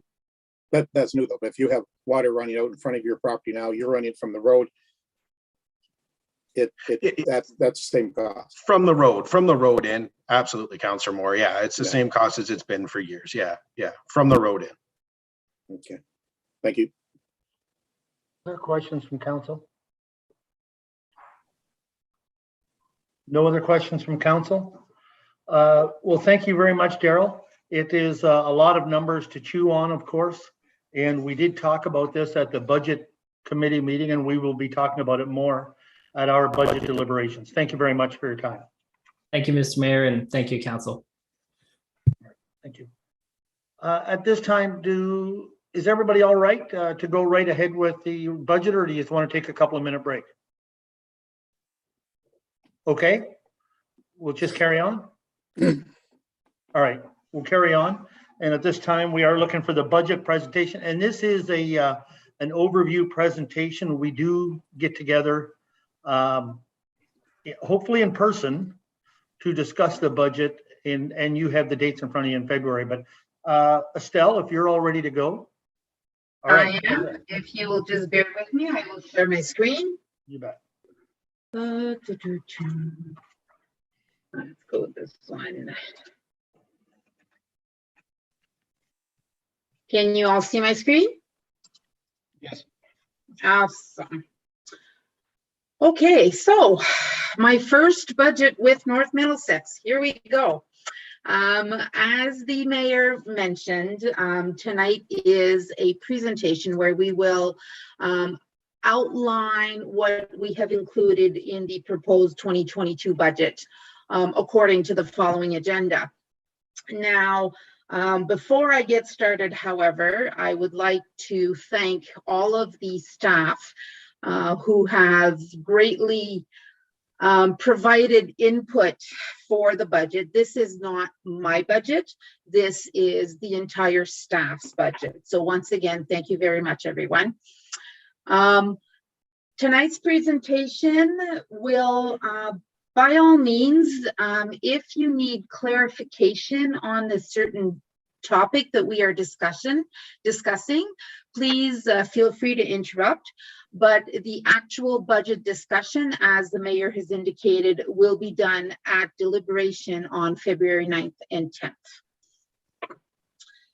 So the agenda for tonight's presentation, we will have a brief introduction as to what we have followed the process for implementing this budget, and what we have looked at for different sections of the budget. We will go over the operating budget first for the different departments. Then we will look at the capital budget, the reserves and reserve funds balances, the long-range capital forecast, and finally, conclusions and recommendations.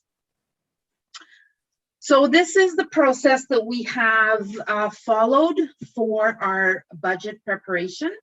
So mid-October, we presented the working papers to the department heads.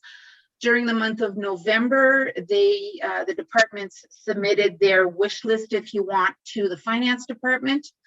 December 1st, we presented the budget to Jonathan. December 9th and 10th, we presented the proposed budget to the budget committee. Tonight's presentation to council for the proposed budget.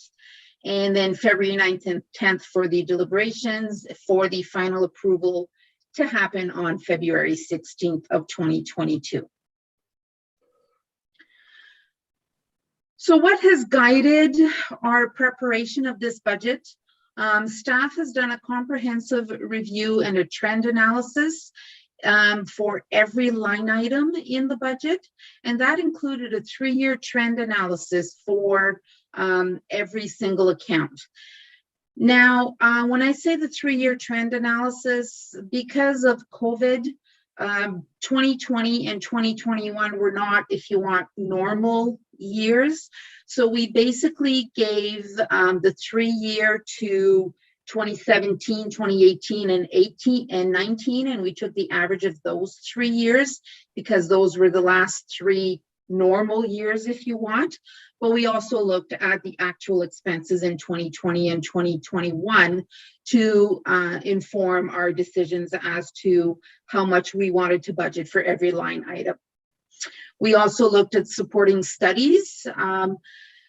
So relying on third-party studies such as Watson and Associates and the OPP billing statements and all of those studies to inform the budget as well.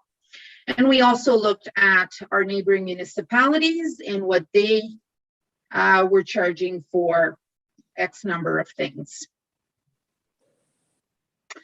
As indicated, COVID did give us a few challenges in preparation of the 2022 budget.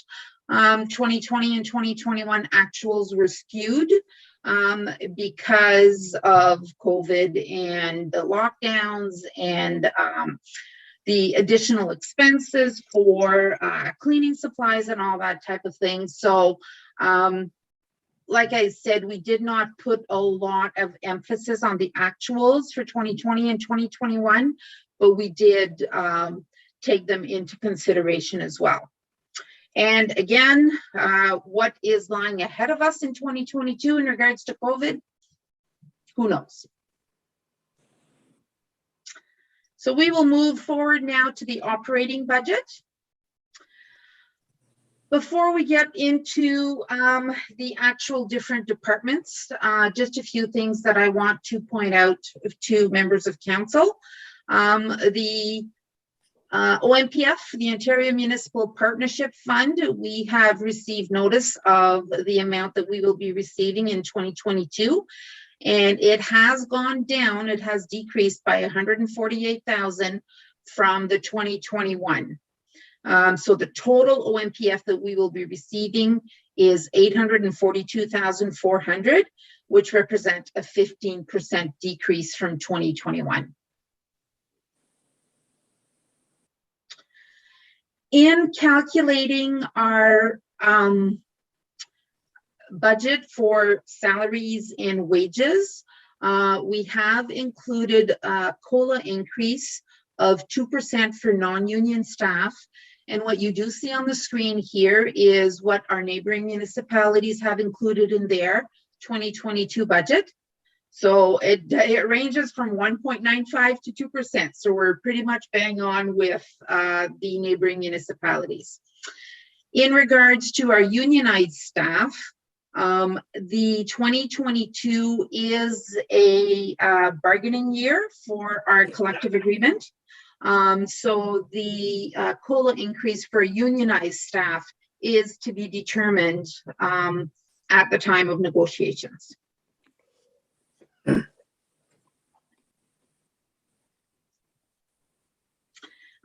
Over to you, Jonathan. Excuse me, through your worship. So just a quick synopsis of the municipal insurance premium. We did we were notified of a 12% increase, but inclusive of this increase, the municipality is enrolling into cybersecurity. I can tell you in terms of review of our counterparts that the 12% increase is actually relatively low, and that generally they're coming in around anywhere from 14 to 16%. That's happening this year.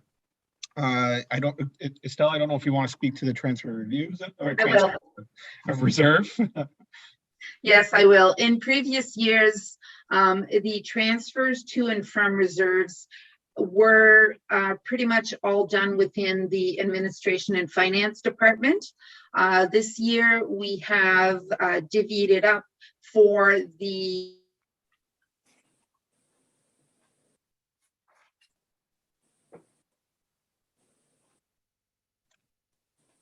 Did everybody else lose Estelle as well? Yes. Yes. Yes, I did. Yeah. That means bad news. Just bear with us here for a second. Might be a little hard with me, that she's co-host. But I have asked her to turn off her video and going to take this over. My apologies, just bear with us. Yep.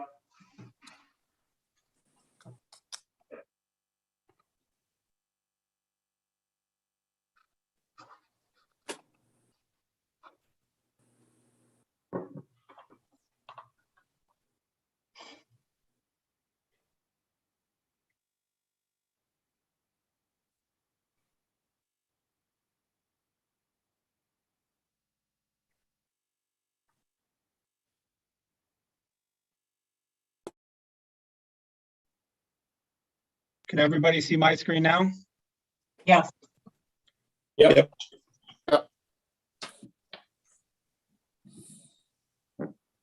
Is that good enough, or should I be zooming in a little bit more? No, it's good. It looks good.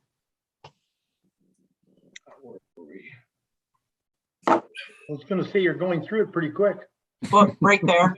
There we go. So anyways, we reconciled some of the, Estelle, are you back? Oh. Okay. We may circle back to that one because it's got a little bit more background logic than I can provide without Estelle here. But in terms of operating budget and amid financing, there's been staff reconciliation on expenses and move to the HR cost center as well as council cost center. You'll recall in 2021, it was the first time that we opened or expanded the cost center for human resources. So we've done some reconciliation into that account, which will reflect in your operating budget. Additionally, part of my salary and wages has now been allocated in the economic development portfolio. And again, it's reflected in the operating budget where we can pick up on some of the changes as we go through the presentation. Operating and amid financing highlights.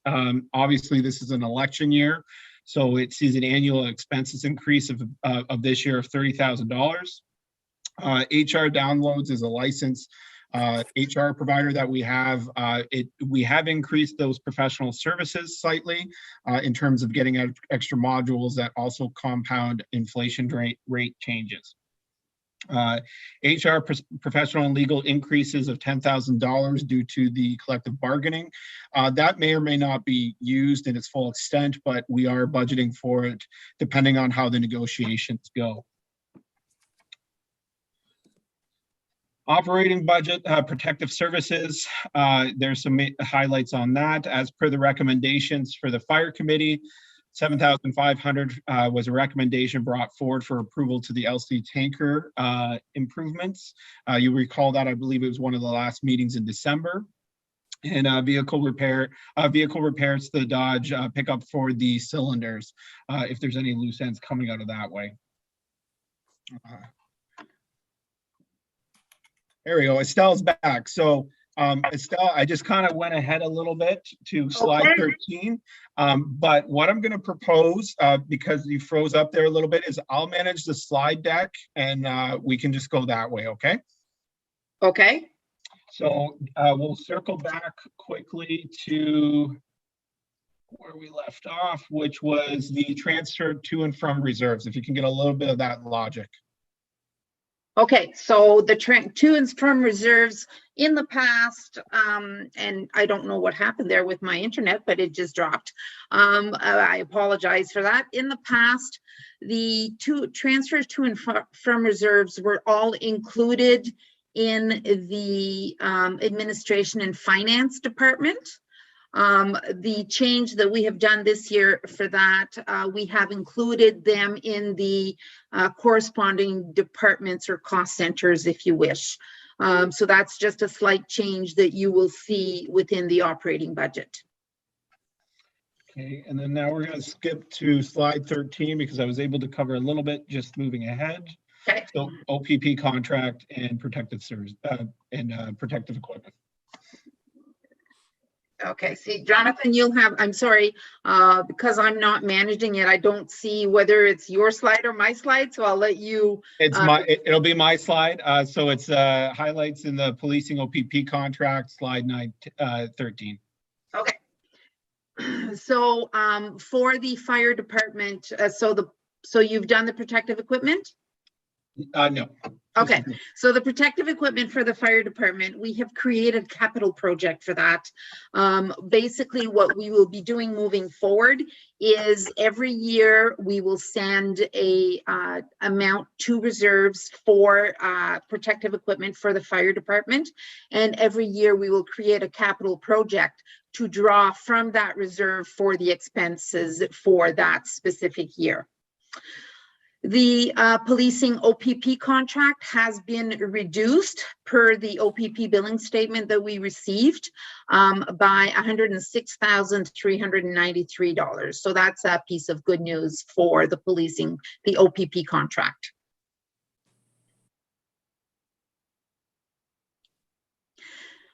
So the Conservation Authority budget for 2022 has a slight increase of $3,269, and we were given that information by the Ossibel Bayfield Conservation Authority when they submitted their 2022 budget to us. Picking up on the last point, there is an increase in revenue for contracted services for building services, which are reflected in the operating budget. This is a trend analysis that's a little premature in terms of the current files that we have in the hopper. The other one is some major undertakings as it comes back to Craigwell Gardens being going to be quite heavily into the building side of things. So we're hoping to see some progression that way. Again, this is a cost neutral station within our operating budget, so we will be coming up at a net neutral. However, there has been some discussions that we should be prepared for maybe an economic downturn. So we're being engaged with Middlesex Center as we progress through the year.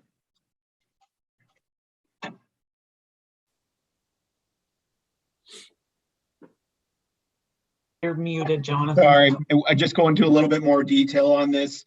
Westwood Phase 2, Merritt Subdivision, Craigwell Gardens is becoming more and more fluid in terms of how much or how close they are to completion.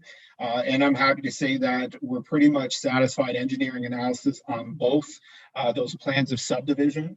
So we'll just be going through the formal process of ECA from the Ministry of Environment, and then the subdivision agreements will be coming to County Council and this council shortly.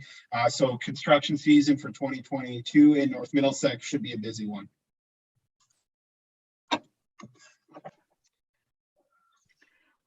Moving on to the operations department.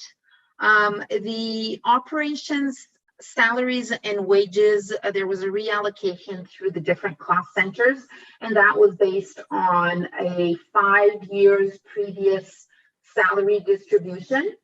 So bottom line across the board, it's going to be the same as the salaries that were last year with the 2% COLA increase. There is now a transfer to capital that you will see of $675,000. This year we have created a rolling road rehabilitation program under the capital projects. And the total project for that, the total amount for that is $875,000, $200,000 of which will be covered by gas tax money. So the remaining $675,000 will be covered by taxation. And in the operating budget, we just did a housekeeping cleanup, if you want, of the different GL accounts in order for them to reflect the proper pieces of equipment or vehicle within the operating budget. For the waste management cost center, in the past, the fees that were charged to residents for the small, medium, and large bins were at $95, $150, and $210 respectively. We have increased the fee for the bins in the 2022 budget, and the reason for that is, although the waste department, it is not legislated that it should be self-sufficient, it is best practice to do so. So in the previous years, there was only 50% of our total waste costs that were covered by a resident fee, and the other 50% was supplemented by taxation. So in 2022, we recommend having the full 100% be cost recovery by the residents. Through your worship, I think that's important to stop here, just to see if there's any questions about this change. Yeah, well, I think the comment I want to make, well, did that not come about partially because of the blue bin, the recycling part of it? That's correct, through your worship. That is correct. Like I mentioned earlier, in the previous years, it was only the garbage portion that was cost recovered and not the recycling. Right, thank you. I don't know, is there any other questions on that? I can't see others. I'm looking, your worship, and Councillor Moyer. Yeah, I just, with all the other increases we're looking at, I don't know whether this is the year to hit it with that much of an increase. But that's just open for conversation, I guess. And I think that's one that will come up when we go into the budget deliberations. It did at the budget committee, and I'm sure it will when we get into it in February, if that's, that's one that we can decide there, I think. Is there other questions on this for tonight?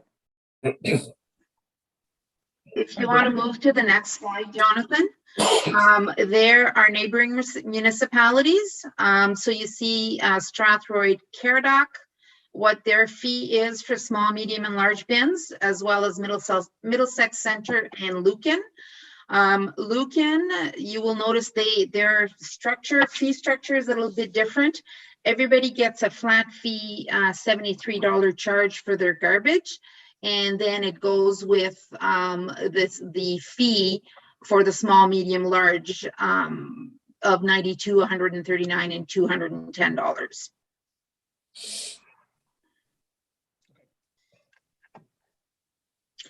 So if there are no more questions in regards to waste, we will move on to the Community Services Department. A few of the highlights, the ICE rental revenue, we have increased back to pre-COVID amounts. Again, it is really uncertain as to what's going to happen in regards to COVID, but we are being optimistic and hoping with our fingers crossed that we can go back to pre-COVID amounts. The Park Hill Arena, there is an increase in the line item for the plant repairs and maintenance. That is due to chiller repairs that will be required in 2022. And the arena canteen, you will notice there is a new line item in the arena canteen for the revenue for our vending machines, which was again a result of COVID.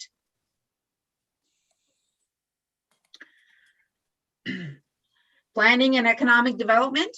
So this one's me again. Just being transparent, there is some increases in our budget operating wise in terms of GLs specific to certain planning files.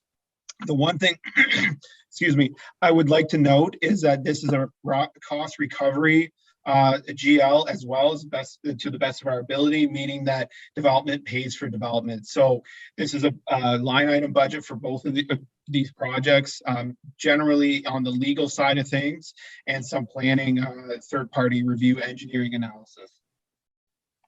Again, these are the other site plans that we're dealing with.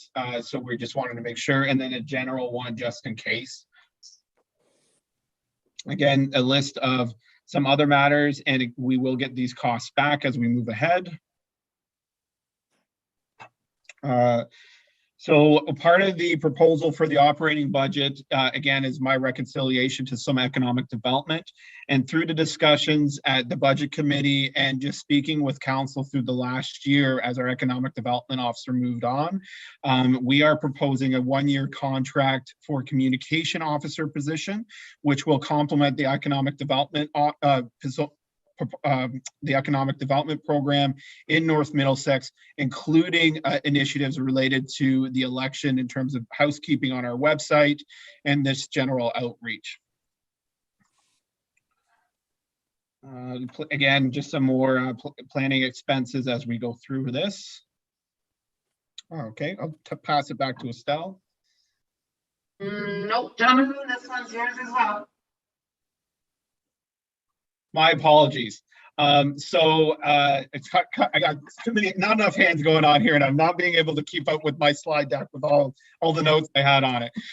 So the water wastewater rates, as discussed at the top of Watson's presentation, is that their intended recommendation for financial sustainability reflects a 25% increase in matching long-range forecasts, and as Councillor Moore pointed out, the wish list.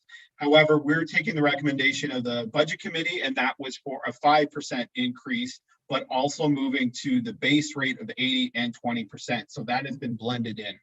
As a result, there will be unutilized of water reserves of 850,000 as opposed to the contribution to the reserves as detailed in the Watson opinion. So that's how much we're going to be able to transfer in terms of being able to keep some of the capital initiatives moving ahead. Again, kind of just spoke to that. This will impact our long-range forecast for the coming years. It will just simply slide the scale on when we are going to execute projects or collect the funds against those projects. And that is part of the logic of going back to council year over year with water wastewater rate and not going for a 5-year bylaw that would otherwise lock it in. Now I can pass it back over. Okay. Keeping with the water wastewater department, there has been an increase of $27,000 for our materials being purchased in the water department, and that is to help with our meter inventory. As well, our equipment repairs and maintenance, there has been a decrease of $13,000 in the operating budget for, I believe that's it's for the equipment. Again, for water, and Jonathan Lampman, feel free to jump in if you want to provide a little bit of additional information. Our contracted services for the road repair and restore has seen a decrease of $35,000 to better reflect trending, as well as our hydrant maintenance materials has seen a decrease of $15,000.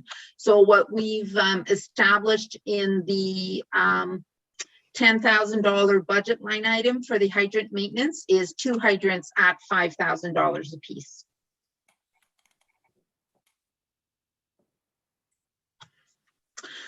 For the wastewater department, what we have done here, actually, I have you for this slide, Jonathan, where we've combined the waste department for Ward 1 and Ward 2 accounts. Yes, and that was more of a discussion from the budget committee in terms of trying to get to a uniform approach. And I would respect the deputy mayor's opinion on the development charges, which we can go into a blended rate in terms of what that looks like. But then we would also have Elsie Craig's new development paying for an otherwise pollution control plant in Park Hill. But we're hopeful as we move ahead in terms of our budgetary due diligence that we're going to be able to go to an apple scenario in the coming years as a wastewater treatment plant is installed in Park Hill. Similarly, the municipal drains associated with the Asable Bluffs plan of subdivision, we know we will have incurred costs for the application process and engineering for the undertaking of the improvements to the Stokes drain related to that development as per the Municipal Drain Act. But this does not reflect the construction costs. This is simply the administrative costs. If all things go, as they're projected with Asable Bluffs, we would be looking into a cost incurred most likely in 2023 or 2024 related to the construction. So for, again, the wastewater department, our professional consulting has seen an increase of $15,000, and that is to better reflect our 2021 actuals. And the transfer to reserve for wastewater is scheduled to be at 1.2 million, and that is with a 5% rate increase. Moving on to the capital budget. So basically in 2022, we have a total of 20 capital projects that are proposed for a total investment of $10,723,113. The table that you see in front of you right now gives you a breakdown of the investment for each of the investment types. So you see studies and or software add up to 71,000 for 0.66% of the total investment. Land improvements, 145,000, 1.4%. Vehicles, 300,000. Machinery and equipment, 227,000. Facilities, 25,000, and the bulk of the share goes to linear assets for 9.9 million, which represents 92.8% of the total investment for the capital projects. So now we will go and look at the individual capital projects, just to give you a little bit of information in regards to each one of the projects. The office in general will be receiving an Office 365 upgrade. Now, Jonathan, you mentioned you wanted to speak to that one.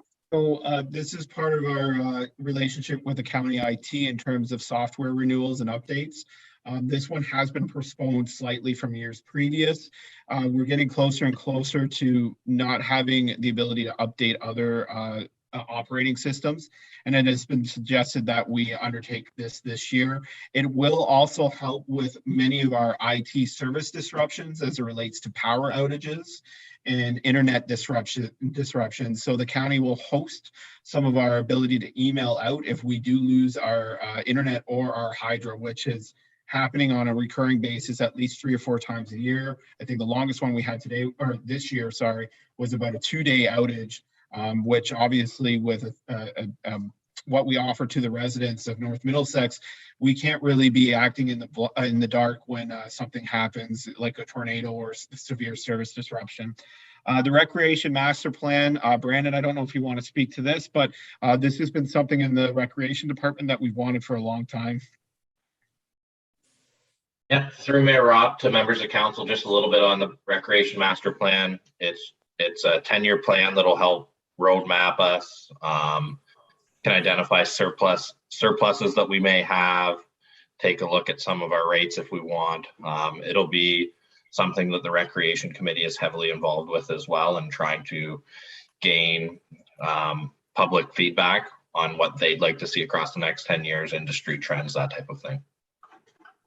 As a side note, which was also identified for the budget committee, many of recreation and facilities grants need a correlation to an asset management plan now, which is bolstered well with a Parks and Rec master plan. So it's not to say that your application won't be considered, but it definitely helps move the pendulum in our favor for grant allocation. Brandon, if you want to speak to the dugout and some of the fencing.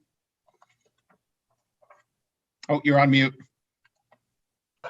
So the dugouts and bench covers are something that we're going to handle in-house. There was hydro proceed funds put towards them in 2014. The funding, there was a little bit of a gap there, so dugouts were not actually completed.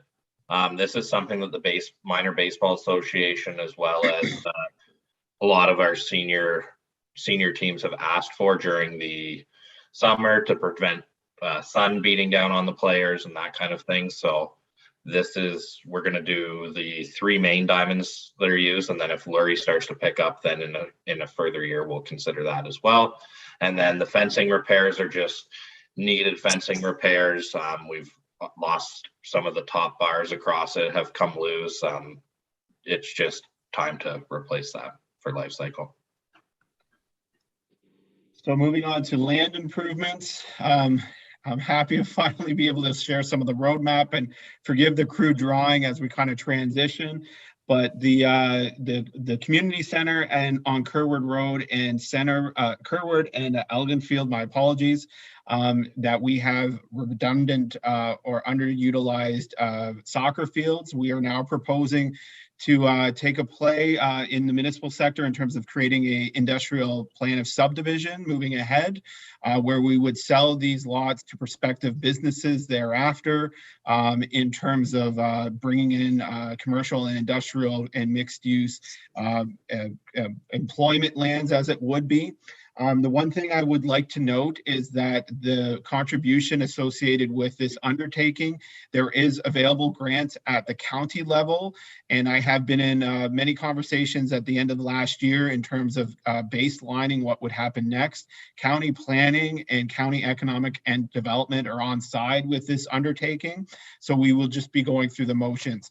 I would like to point out that this cost does not reflect the actual construction of a road network, and that this road network might not actually appear as such, but rather it's the paper exercise to get it to the point where we can start leveraging selling the lots, and hopefully in 2023 break ground to actually put in the servicing.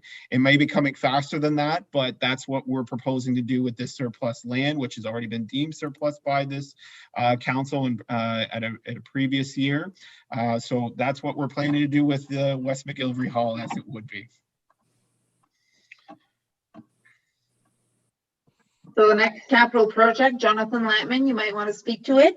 It is the purchase of an axle truck for the operations department, to replace our 2010 single axle truck for Park Hill, including a plow and sanding package.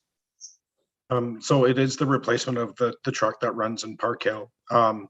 Basically looked at prior costs that we'd sunk into it, got a opinion from the mechanic that works on it, as well as staff's interpretation and just looking at it and looking at the numbers of it. But yeah, that's what it is. John, which truck is it that's going to be replaced? It's the 2010 in Park Hill. It's the one that we sand and plow with in the town of Park Hill. Okay, is it an international by chance, or do you recall? I don't know off the top of my head. Okay, so again, kind of speaking to some of our IT needs, our telephone system is currently, this has been slated for a few years, but we've actually never followed through with it. Again, we have major service disruptions in terms of power outages and internet outages. The other thing I'd like to note, even if we have all the things that we need at the back end, we regularly have problems with our phone system at the municipal office. So we are now proposing to switch back to a more secure system. I don't know the technology 100%, but I've been guaranteed by county IT that this will drastically improve our problem, and that it would be going back to more of a hardline system rather than a VoIP system. So the next project is replacing our council members' iPads. The current iPads have been in use for a while now, and technology has gotten better. So they are in need of replacement, and it is also scheduled with to coincide with the new term of council.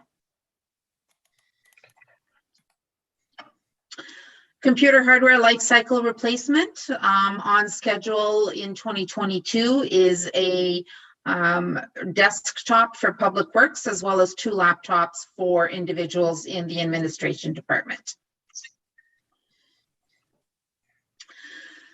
And another IT project that is more for, well, that is for the North Middlesex Arena.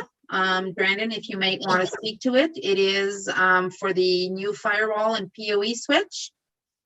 Yeah, so I think some of it has to do with the cyber security, but what it also is to provide better Wi-Fi for our users of the arena. We'll be able to get a boosted account and then provide Wi-Fi ourselves rather than having ISP provide the free Wi-Fi that's currently there. That we do receive a few complaints about. So the next one, go ahead, Brandon. Yeah, and then this one is the another lawnmower replacement. Last year we replaced a John Deere lawnmower, a 72-inch lawnmower, and switched to a Kubota mower to try and keep things consistent in terms of our health and safety training and that kind of thing. SOPs, it just cleans things up to stick with one brand so that when you're training a person on one thing, they can operate all 4 of your machines rather than having 4 different ones. I'm not necessarily saying that it will be a Kubota, but that we've been very happy with the one that we purchased last year. Our current 72-inch Cub Cadet lost its transmission late last season. It's about a $3,900 repair is what we were quoted. And that mower has given us quite a few problems as it is, so it's time to replace that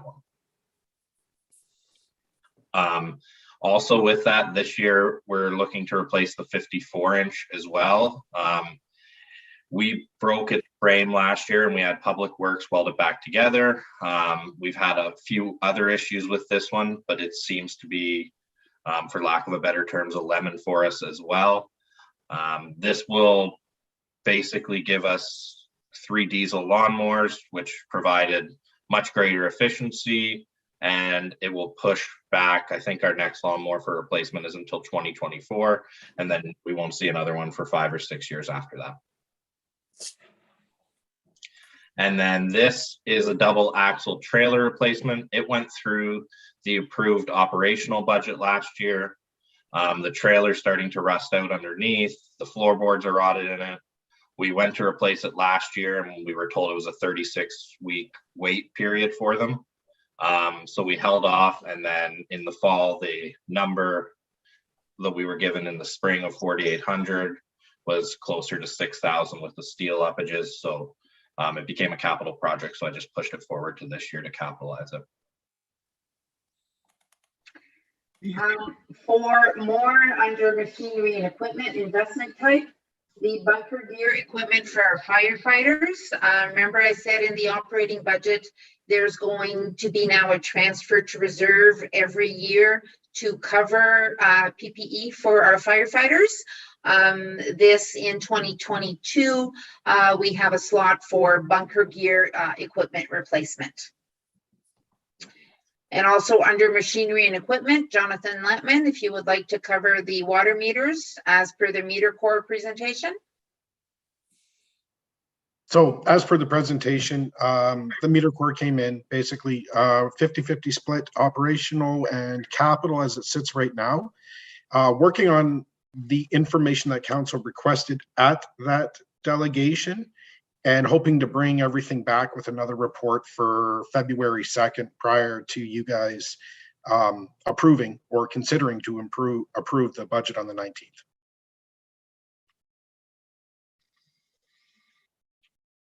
Jonathan, can I just ask you that? So you'll have it before we have our budget deliberations, like on the 9th and 10th?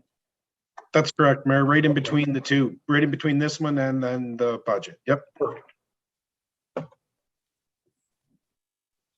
Under facilities, we only have the one capital project. And I'll speak to that as well. This is the countertops for the Elsa Craig kitchen. They're currently laminate and they're starting to come apart at the ends of them.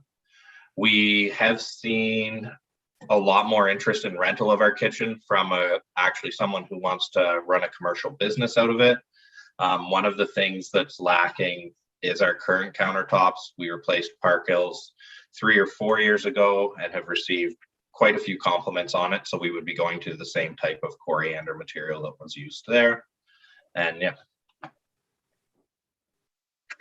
So under our linear assets, there will be a continuation of the meter pit installations throughout North Middlesex.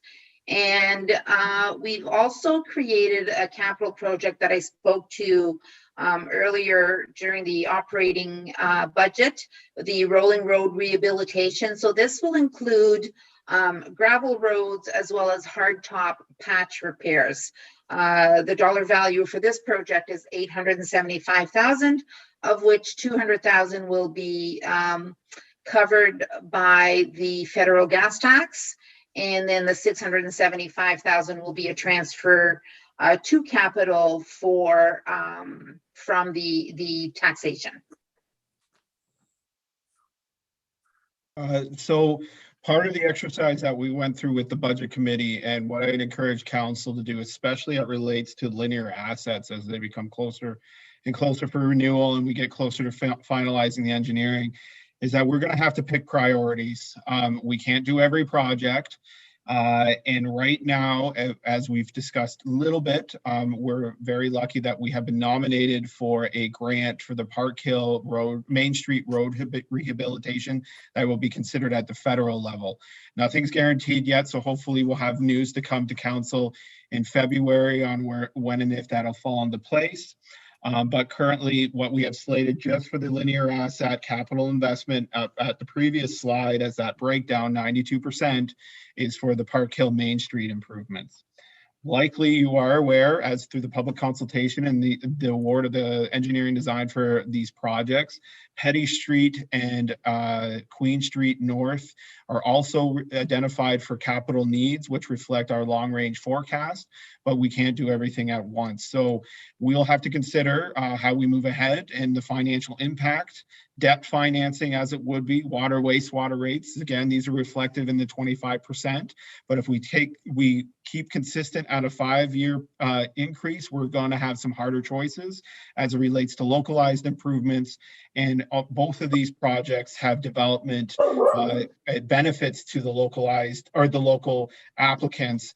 So we'd have to be engaging them in discussions in terms of front-end financing or other sources of finances. And typically we can't count on grants, but we do have consideration through the budget for that analysis. Estelle, is there anything else you'd like to kind of capture in that synopsis?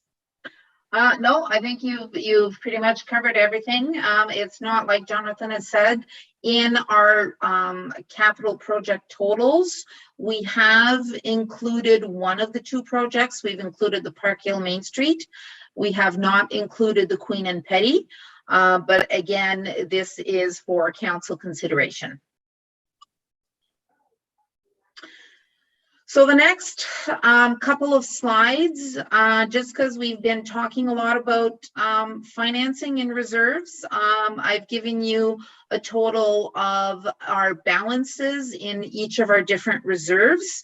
I want to point out and make sure that you are aware that that first column, which is the balance as of the end of 2021, is unaudited. So those numbers could change following our year-end audit. So just bear that, keep that in mind. That is the total of our reserve and reserve funds, with the transfers to reserves and the utilization of the reserves. We will begin the year with a balance of 12.9 million, and we will end the year with a balance of 14.2 million. And the next slide is Oh, sorry, the first one was just the reserves. These are the reserve funds. So the total for all is 14.7 million at the beginning and 16 million at the end of the year. We have added a section to our analysis this year. We call it the long range capital forecast. So it's our 10-year capital plan, which basically what it is a snapshot in time of our known pressures. So the projects that are coming, and we've implemented this to make sure the council is aware of the projects that are coming in the near future, and why it is so important to look at our reserves and make sure that we do, in fact, plan ahead. This long-range capital forecast is a live document. It is something that will change every year. And I just want to ensure that you understand that you are not, per se, approving this, that this is written in stone, that it is going to happen. This is more for information purposes, to make sure that you are aware of the projects that are coming in the next 10 years. So I won't go over the tables that you find in the next few slides. You do have a hard copy in your binder, so you can have a look at the projects that are coming in the next 10 years. And again, keep in mind that this is a live document. It will change. Other areas to identify through the long range forecast. This was a supplementary document that we pushed over to Watson's and Associates, mainly dealing with our linear infrastructure. So they do make the backbone of not only some of our water wastewater rates in terms of their future forecasts, but also our DCs that will be considered in council in the coming probably month. And again, this is just the list that you will be able to review. It's provided not only in the slides, but as a separate Excel spreadsheet in your binders.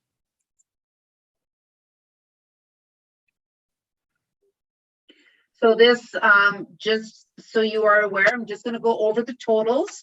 So in the next 5 years, we have a need for 29 million in 2023, almost 3 million in 2024, 6 million in 2025, 5 million in 2026, 4 million in 2027, and from 6 to 10 years from now, a total of 15 million of investment included in this long-range capital forecast, for a total of just short of $40 million in the next 10 years.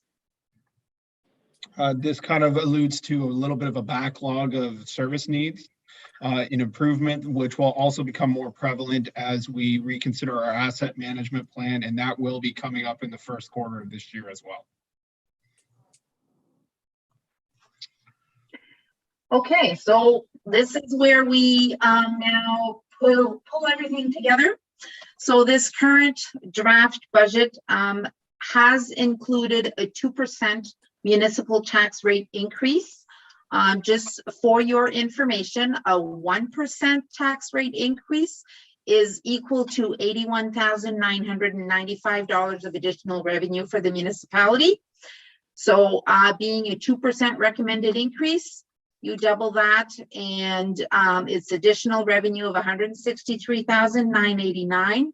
That would help to send to our contributions to reserves. Next steps.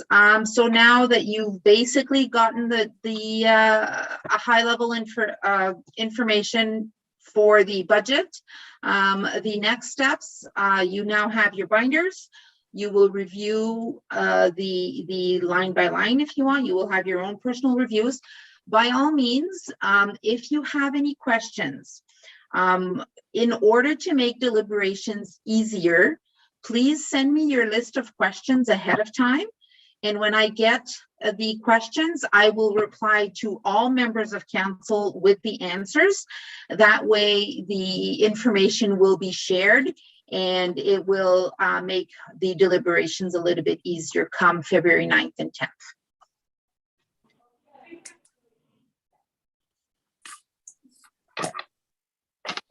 That's it. Any questions? So thank you, Estelle. Just before I go to council for questions, I think for the sake of anybody who's listening in, council just received their binders today because this was just an overview. And so councilors will be looking their binders over for the 9th and 10th of February. I think what tonight did was tell us that we do need to meet in person if at all possible. It is certainly much better, and that would be streamed out anyways on YouTube if we do meet in person. Those will be available to the public as well. But I think it's very important that if we can, Jonathan, that we meet in person for these budget meetings. But I'll turn this over to council for questions. Councillor Keogh. Thank you, Mayor Rob. Estelle, this is just for clarification for those that are listening. I think it was page 35 of 64 of your presentation, and in the draft capital projects, it was outlined as linear assets at $9.954 million. For clarification, that is upcoming road projects, sewer, water main for both Elsa Craig and Park Hill. Is that correct? That is correct, yes. Okay, that's all I need to know. I just wanted clarification. Thank you. Other questions from council? Councillor Moyer? I have a couple.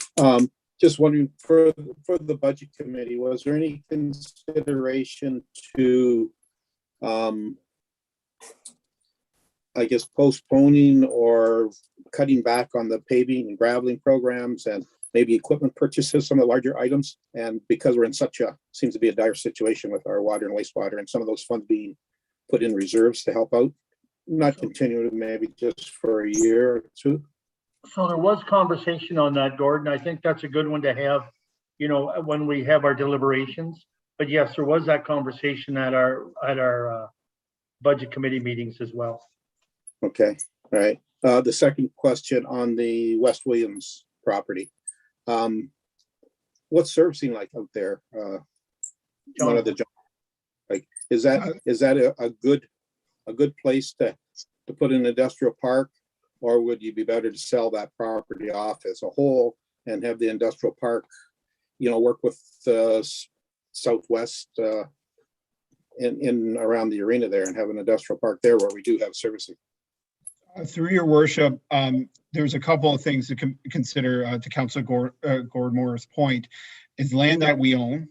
So in the situation that it's for South End or in Park Hill, we don't own that land. So we'd have to purchase that land.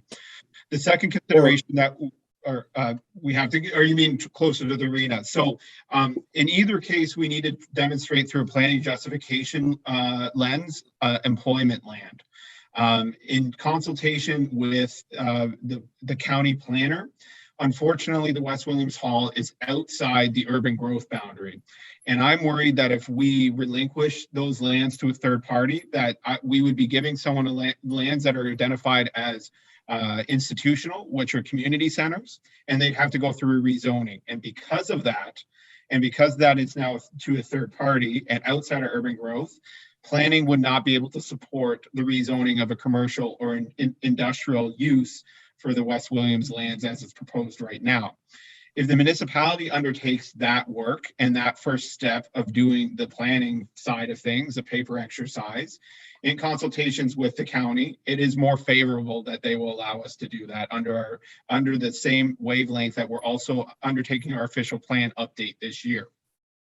So it's basically, lack of a better term, we're master of our own fate in that, in terms of these lands. In terms of their being servicing, they do have water. 3-phase hydro is very close. And also in consultation with our chief building official for this application, septic systems are acceptable. So if you need a comparison, I believe Delaware just recently went under a similar exercise, but by a third party, not by the municipality.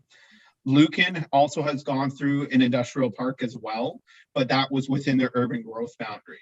So it's not to say that we're going to get lot fabrication of 13 units or what have you, but rather we're going to divide it up fairly and bring it up for proposal. By recommending or approving the budget on the 16th, you will be recommending staff to undertake this exercise. But if you wished for us to reconsider some other lands, we can do that as well. But this is the easiest and best way to leverage these lands that we already own that aren't being utilized, in my opinion. So really it comes down to the zoning that's kind of guiding this synopsis right now.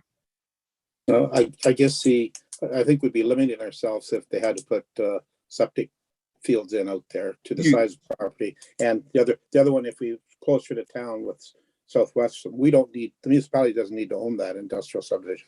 We can partner with the owners of that land. That gets a little bit convoluted in terms of benefit to one individual. In terms of that undertaking. It's not to say it hasn't been done, but you'd also remember that McLeod Street in and around that area does not have sanitary servicing. It's within our urban growth boundary. So if we do expand to an industrial park, we will have to put sanitary sewers. You're absolutely right. The footprint in terms of the proposal over there, in terms of septic, would limit the intended use. But in the similar situation to Delaware, that is in fact the proposal. They have water, they have hydro, they do not have a sanitary connection. And the county planning did approve that at the end of last year. Do they need septic systems, or can they use holding tanks with the contract from a pumping like Johnson's? That would all depend on the proposed use. But honestly, it gives us back the authority of invested interest.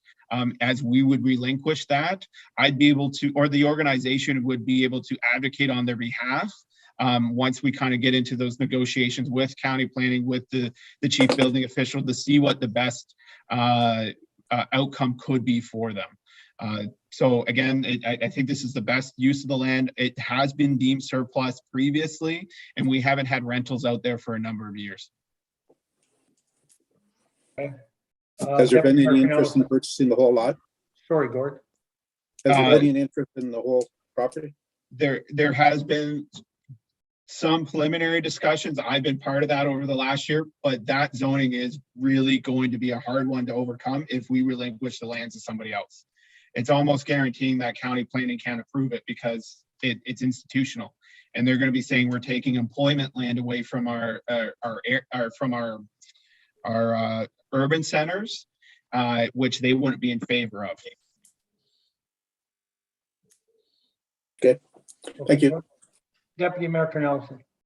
Thank you, Mayor Rob. Yeah, just in terms of services, I'd just like to add that property also has natural gas at the road there as well. Yeah. And the other part of that too is that the municipality would have to retain ownership of some parcel of that because the West Williams pumping station or the booster station is there as well. And so we'd have to talk about what we're going to do with that. Okay. Any other questions on this? I think we do have budget meetings coming up 9th and 10th of February. I do want to say thank you to Estelle and everyone who's worked on the budget up to this point. We had some very good, wholesome conversations at our budget committee meetings, and I look forward to 2 more nights of that as well during the meetings. So if there's no other questions, we'll move on. We have quite a bit to go yet. So does anyone need a break, or can we carry on? Not seeing anybody needing a break, we'll carry on. Department reports. The first one is a report from the treasurer, user fees and charges review for the cemeteries and mileage rate. Estelle. Thank you, Mr. Mayor. Back on December 15th, a report was brought to council outlining the results of a comprehensive review of the municipalities' user fees and charges.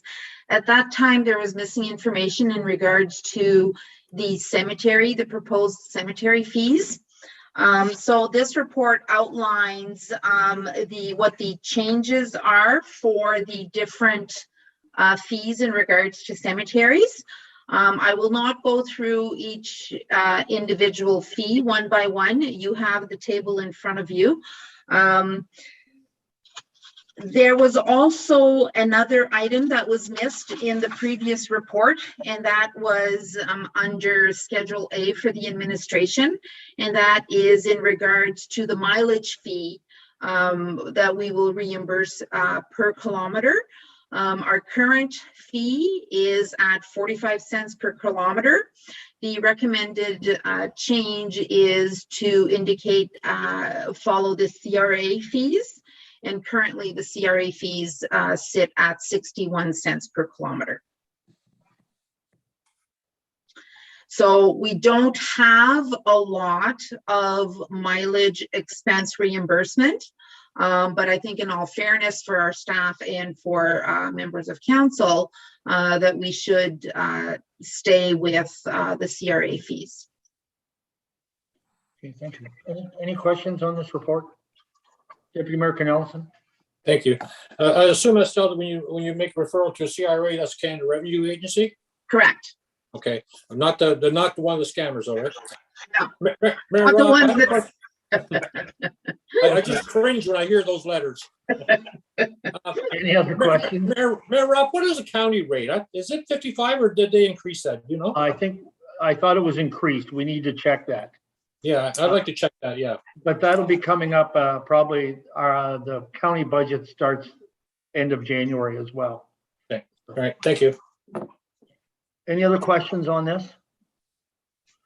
We do have a recommendation on this report. What is the recommendation?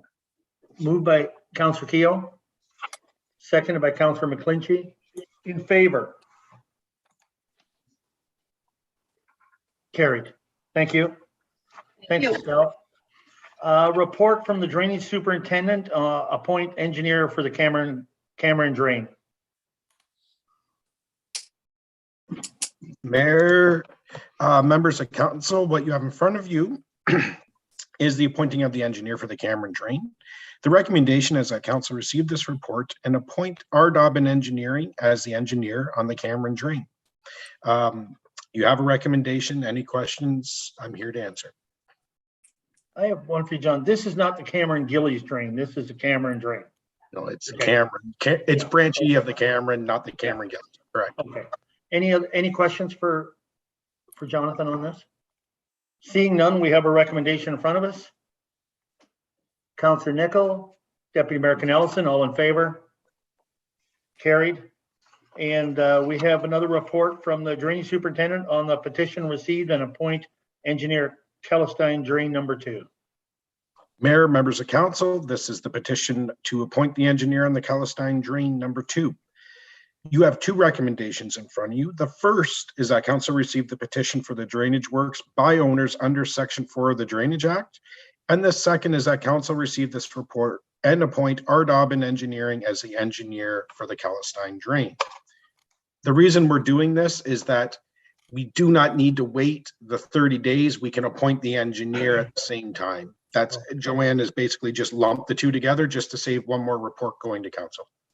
Any other questions or concerns? I'm here. Questions? Oh, Councillor Keogh. Thank you, Mayor Rob. Jonathan, is this either or Both. is it? Sorry, through the mayor to Councillor Keogh. The first recommendation is that you accept the petition. So it's a drain enclosure on the Kellenstein. And the second recommendation is that you appoint R. Dobbin as the engineer. So it'll be both 2 separate recommendations on the same report. Very good. Okay. Thank you. Any other questions? We have a recommendation in front of us. Not sure. Moved by Deputy Mayor Nelson and seconded by Councillor Moyer. All in favor? Carried. Thanks, John. Passing of accounts. Accounts payable from December 9th until January 13th. Thank you, Mr. Mayor. So the report that you have in front of you outlines the expenses for the municipality, as the mayor said, from December 9th to January 13th, totaling $1,596,400.52. Are there any questions? Questions on the accounts? Deputy Mayor Nelson. Mayor Rob, I already emailed the treasurer and I already got a satisfactory answer. Thank you very much. Sal. Okay, you caught me off guard there, Adrian. I knew I was gonna get you. Any other questions? Councillor Moyer. I guess this is maybe just for more general information. It'd be for, I guess, would be the works manager, but there seems to be a lot of repairs on the equipment in this. Is it for safeties on trucks or? It's just between Southwest and then Lewis and International. I think there's a couple larger repair. Yeah, bills. I would have to talk to Ed honestly and get clarification on it, but a lot of the machinery has just been getting repaired and brought up and so on. They've been doing it while in between snowfalls, basically. They've been focusing on maintenance and more of that kind of stuff. But I will get clarification for you, Councillor Moore, and email you. Okay, thank you. Other questions on the accounts? Seeing none, we need a motion to pay our bills. Moved by Councillor McClinchy, seconded by Councillor Nickel. All in favor? Carried. Thank you. Thanks, Estelle. Pardon me. We got committee reports and committees. Sorry. Lake Huron Pipeline Primary, Councillor Hemming's not with us tonight. ABCA, Deputy Mayor Nelson, anything to add? Yes, I just wanted to clarify that I did follow up with the Solomon Bayfield on the levy that North Middlesex is paying. And as we suspected, the additional $33,000 is for the Parkhill Dam. So the total would be $191,000. You know what they're doing there, Adrian? Yeah, he did send me a message, an email on that. I can look it up if you have a moment here. I just got to find it.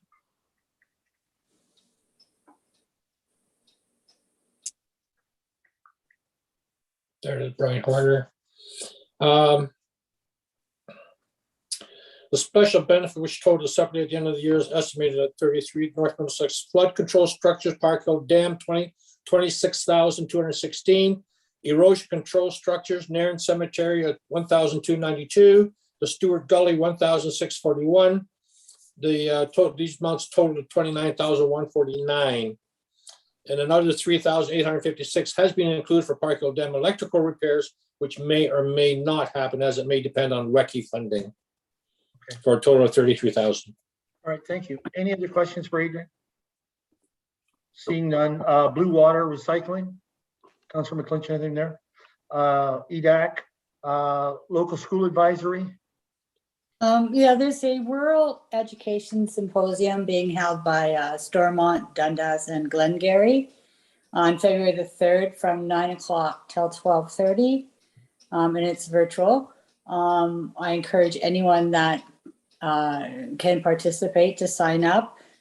In the past, we have held 2 of them, and they're very, very, very beneficial. They answer a lot of questions. And certainly the government, the Ontario government pays very close attention to what happens in these symposiums. So I encourage anyone on council that can attend to do so. Also, I was going to speak about the amount of people that the board is looking at for representation in the county, but I believe I read in the minutes that that's coming up. So I'm going to leave that for county. Yeah, we do have another, under other business, we have a report coming. Yes, I saw that. So we'll leave it for that. All right, thank you. Is there questions? Deputy Mayor Nelson. No, I just want to make the comment, Mayor Rob, if I may, that the Rural Education Task Force is completing its work, and the final report is being prepared as we speak. There is a meeting tomorrow night, which unfortunately I cannot attend since I'm at a housing meeting, but I'll certainly keep council appraised of the status of the report. Thanks, Adrian. Anything else on that? Seeing none. The rec committee, Councillor Hemming's not here. Is there anything there?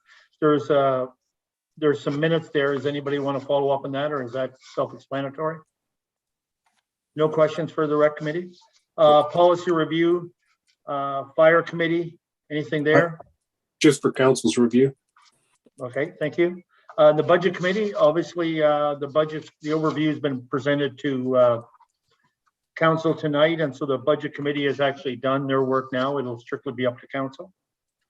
And the Aqua Client Advisory Board, nothing there? We've rescheduled for the beginning of February. Okay, thank you. Correspondence, Ministry of Agriculture, Food and Rural Affairs, Drainage Infrastructure in Ontario. Councillor Keel, Yeah, I'd like to support that. we have a move to. Oh, is it just second? for, I would consider support on that, yes. Okay, you're moving to support that? Is I there a will. seconder for that? Deputy Mayor Ellison seconds, in favor. Carried. Thank you, John. Minister of Environment, Conservation and Parks Annual Report on Drinking Water for 2021. Receive and file. ABMV Source Protection, Best Wishes to Municipal Newsletter. Middlesex London Health Unit, Monthly Board of Health Update. BMA Management Consulting, Executive Summary, North Middlesex. Nothing there. Thames Valley School Board Annual Community Planning Meeting. We'll be talking a little bit about some results of that. North Middlesex Community Policing Committee minutes. Anything there? Nothing. Municipal Property Assessment Corporation voter lookup results. Okay. Other business. Verbal update from the manager of Recreation and Facilities on the facilities and on the pop-up clinics. Brandon. So Mayor Ropp, members of council, this is just a little bit of a verbal. I'm sure you guys are well aware now that our arena hasn't had anything on our ice since the 5th of January. We're hopeful that we'll be able to resume recreational activities on the 27th. And I was actually hoping we would have some type of idea from the province where they'd head by now. We're supposed to get an announcement at the end of the week that indicates what will happen for next week. But as of currently, the only things that we've had in our community centers are the booster clinics.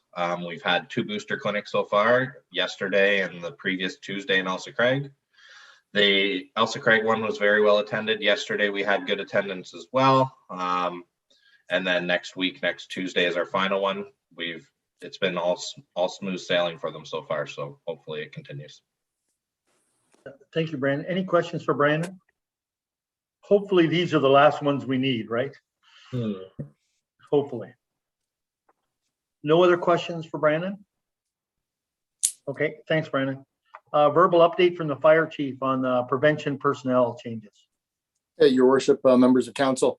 Just want to make you aware that Ryan Easveld, who was our fire prevention officer through Middlesex Center, has left the fire service. And as of this Monday, Carol Huxley has taken over the position of fire prevention officer and investigator. So she will be who we will deal with from Middlesex Center. Any questions for the chief on that? Seeing none. Parkhill Main Street and Elsa Craig Queen Street update. From who's doing that? Jonathan Graham or Jonathan Lampton? This is just a quick update so that it's out in public domain. Unfortunately, due to the COVID restrictions, I don't want to go as far as lockdown, but we all know we're living it right now. The public information centers that we were doing for the Park Hill Main Street improvements and the Elsie Craig Main Street improvements have now been shifted to an online format. We have blasted out the information on our social medias to try to get it out there. We'll put notice on the doors so people don't get confused. But again, kind of to piggyback off of what our facilities manager has indicated, the 27th is actually when it lifts this new round of orders. So one public consultation being on January 25th, which is the Elsie Craig Main Street, or sorry, Petty and Queen Street. Will be going ahead virtually, and then on the 27th, Park Hill Main Street will be considered. We are prepared to talk to both, but we're trying to focus the intention of just each project in each place. I will also say that the survey for public consideration and giving suggestions to the project is still open, and that we've had an uptake of about 110 in Park Hill and about 80 in Elsie Craig. Okay. Actually, that's pretty good uptake on that. Any questions for Jonathan on that, or anything, Jonathan Lampton, you want to add? Oh, I'm okay. Okay. Dort, Doreen's up. Will Kara Finn be involved with this virtual meeting? Because she is the economic developer, for Middlesex County. Because I was talking to her the other night and she knew how many surveys came in and she said that is exceptionally well. She was really happy with that because a lot of the times they don't get very many responses, but she was really pleased with the responses that came in. So through your worship to Councillor McClinchy, yes, both of these projects to a certain extent do involve the county. And Jonathan Lampman and Aubrey have been in regular communication with the county economic development, especially for Park Hill Main Street, because it does affect our business entities. So we've been looking to utilize their services, and they actually put a lot of effort into the survey and on our behalf, I believe. So we are quite pleased with the results, and we're looking forward to continuing the relationship moving into the project as well. So did she get sent a link yet for those dates? Because she, as of the other night, she did not have anything. No, through the mayor, we haven't sent one yet to her, but we can. We absolutely can send one to her. Please it's do. more for the, yeah, absolutely. Yeah. She's been quite involved with the project so far, so she's aware of it, but being part of it, we can certainly reach out and make sure she has she's aware of it. I know she knows it's out there, but we'll send a link to her directly. Okay, great, thank you. Any other questions on that? No, seeing none. Middlesex County resolution to support Thames Valley School Board trustee distribution for 2022 to 2026. Who wants to start? Deputy Mayor Cornelison. Yes, thank you, Mayor Rupp. That did come up again at the Rural Education Task Force last week when we had a discussion on that. Currently, there are 12 members of the Thames Valley School Board Board of Trustees, 6 from the City of London, 2 from Elgin, 2 from Oxford, and 2 from Middlesex County. And we feel it's critical that we continue to have that distribution so that rural communities have a voice. So we're looking for support to make that motion. I would just add to that we dealt with that last Tuesday at the County Council, and we did pass a motion to support that as well. Otherwise, it would be, you would have 5 representatives for the 3 counties and 6 in the city. So that's and there is a motion, a draft motion. I think everybody has that motion, correct? Yes. Everybody understands that motion and the reasoning behind it? Okay, so we do need a motion. We do need a mover to support that. By Councillor Nickel and Deputy Mayor Cornelison, in favor. All in favor? Carried. Thank you. I'm going to ask the clerk just to speak on the invitation from the Thames Valley School Board, to attend their meeting. So thank you, Mayor Rupp. So just going back to the correspondence, there was an invitation from the Thames Valley District School Board, and that's their annual community planning meeting invite. And I believe it is on, sorry, I've just lost my correspondence on here. So give me 1 second. I just want to point out the importance of attendance at that and for support of Thames Valley. I know at our local school advisory committee that our school trustees every year strongly encourage participation. It is a virtual meeting. So I just wanted to make sure that council just did pay attention to that one. And there is registration details. You have to register yourself through email because a registration link, much like ours, would come to your email directly in order for you to participate virtually. So again, I just want to make sure that council does take careful attention to that and can participate, if at all possible, through that meeting. Okay, thanks, Jackie. So that's why I just wanted to speak on that, just to bring the awareness to that again, as you pointed out. Right. Sorry. Councillor Moyer, go ahead. Yeah, there's nothing attached there to have a date or a link or anything to register. There is, so it's under your correspondence and there's a paper clip. And if you click on there, all the correspondence is one PDF. So if you scroll through there, now we can send it out separately to council tomorrow. That's not a problem. Why don't we just send it individually? Just have that. Yeah. If that's under 10.6, I don't have a paper clip on mine. No, it's right at the start of correspondence. It's right at the start of correspondence. Okay, Yeah, get a correspondence. Okay, but if you would, Jack, if you'd Yes. send out that information to council and to make sure that we all have it. Okay. We will do that. Thank you. Okay. Deputy Mayor Canals, you had your hand up as well. Yes, it did, Mayor Ropp, and it slipped my mind at our last meeting, but when I was at one of the community consultations for the Rural School Task Force, I had the opportunity to bump into Doug Raycraft, and he asked me to bring forward to council the reason that we are no longer part of the Rural School Alliance. I said I would do so, and then I can give him an answer. You know, that's a good question, but I have not heard from them from the School Alliance. Have you heard anything from them for the last couple of years? And I haven't seen Doug Raycraft or heard anything until I was at that meeting in Glencoe, and then he came to me with it. And I said, well, you know, I had forgotten all about it. Yeah, and because I hadn't heard anything, but that's a good one. Maybe do you want me? I can talk to him and see, get him to send some information. Maybe through to you, Jackie, to send some information through, because I thought they actually disbanded. I haven't heard a thing from them. They're still quite active now. I do believe there's a membership fee. I think it's $125 a year. It's not a large amount of money, but it's No. I know they used to have meetings at AMO and stuff that we used to go attend. Yes. And Yes. they did some good work. There's some very hardworking people on that at that time. Well, and Mr. Raycraft is very well informed in rural schools. Yeah, he very much he is. I'll reach out to Doug, and maybe he can send some information through to you, Jackie. Appreciate it. Thank you. Okay, thank you. So that's all the other business I have in writing. Is there any other business anyone wants to bring up?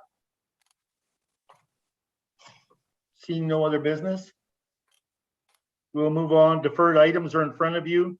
That banner, the brackets, I talked with a couple of people from the Legion, and they do plan on going ahead for this year to have those flags. They're starting to reach out, and so they are planning on doing that project to start that project this year. Anything else on the deferred items? Mayor Ropp, I just have one question on that banner project. Are they looking for some type of contribution toward that, or would that come through Legion membership or volunteers, or how would that work? So the presentation, they're not looking for anything for the flags. Their ask to us was on the brackets, and we were going to find out the costs of it.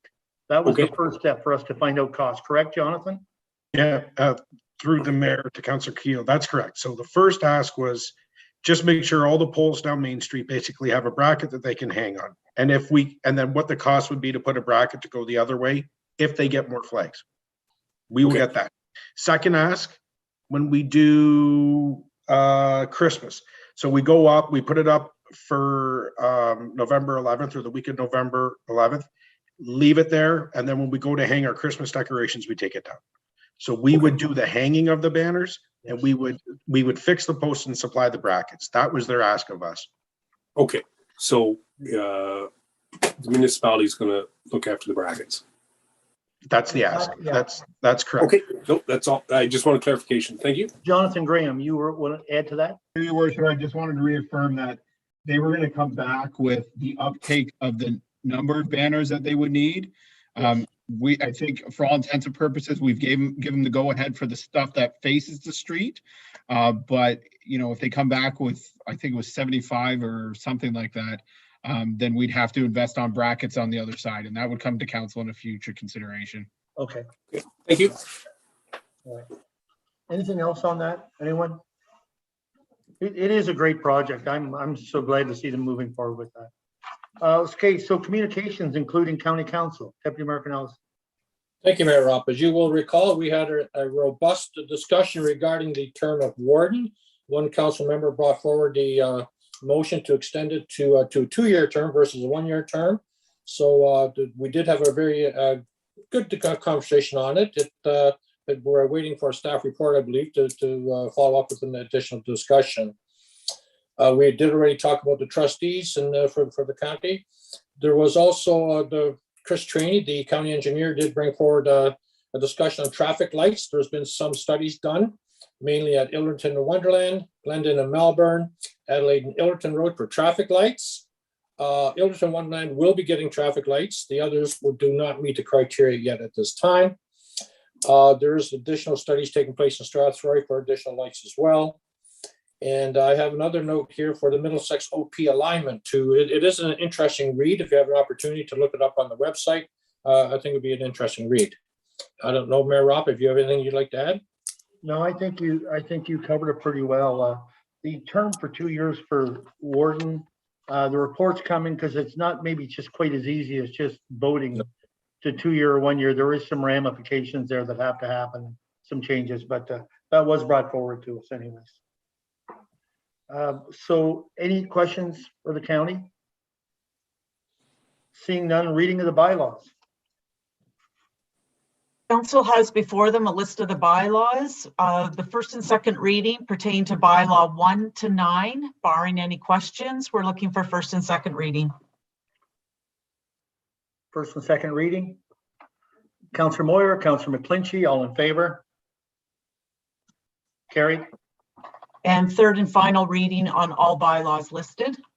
Councillor Nickel and Deputy Mayor Nelson, did you have your hand up? Thank you. Seconded by Deputy Mayor Nelson. All in favor? Carried. So I want to thank everybody. It was a long meeting. It's a 3-hour meeting, but we covered a lot of things tonight. And I'm just looking for one more thing, and that is for Councillor McClinchy to adjourn the meeting. Moved by Councillor McClinchy, seconded by Councillor Keel. All in favor? Carried. Thanks, everyone.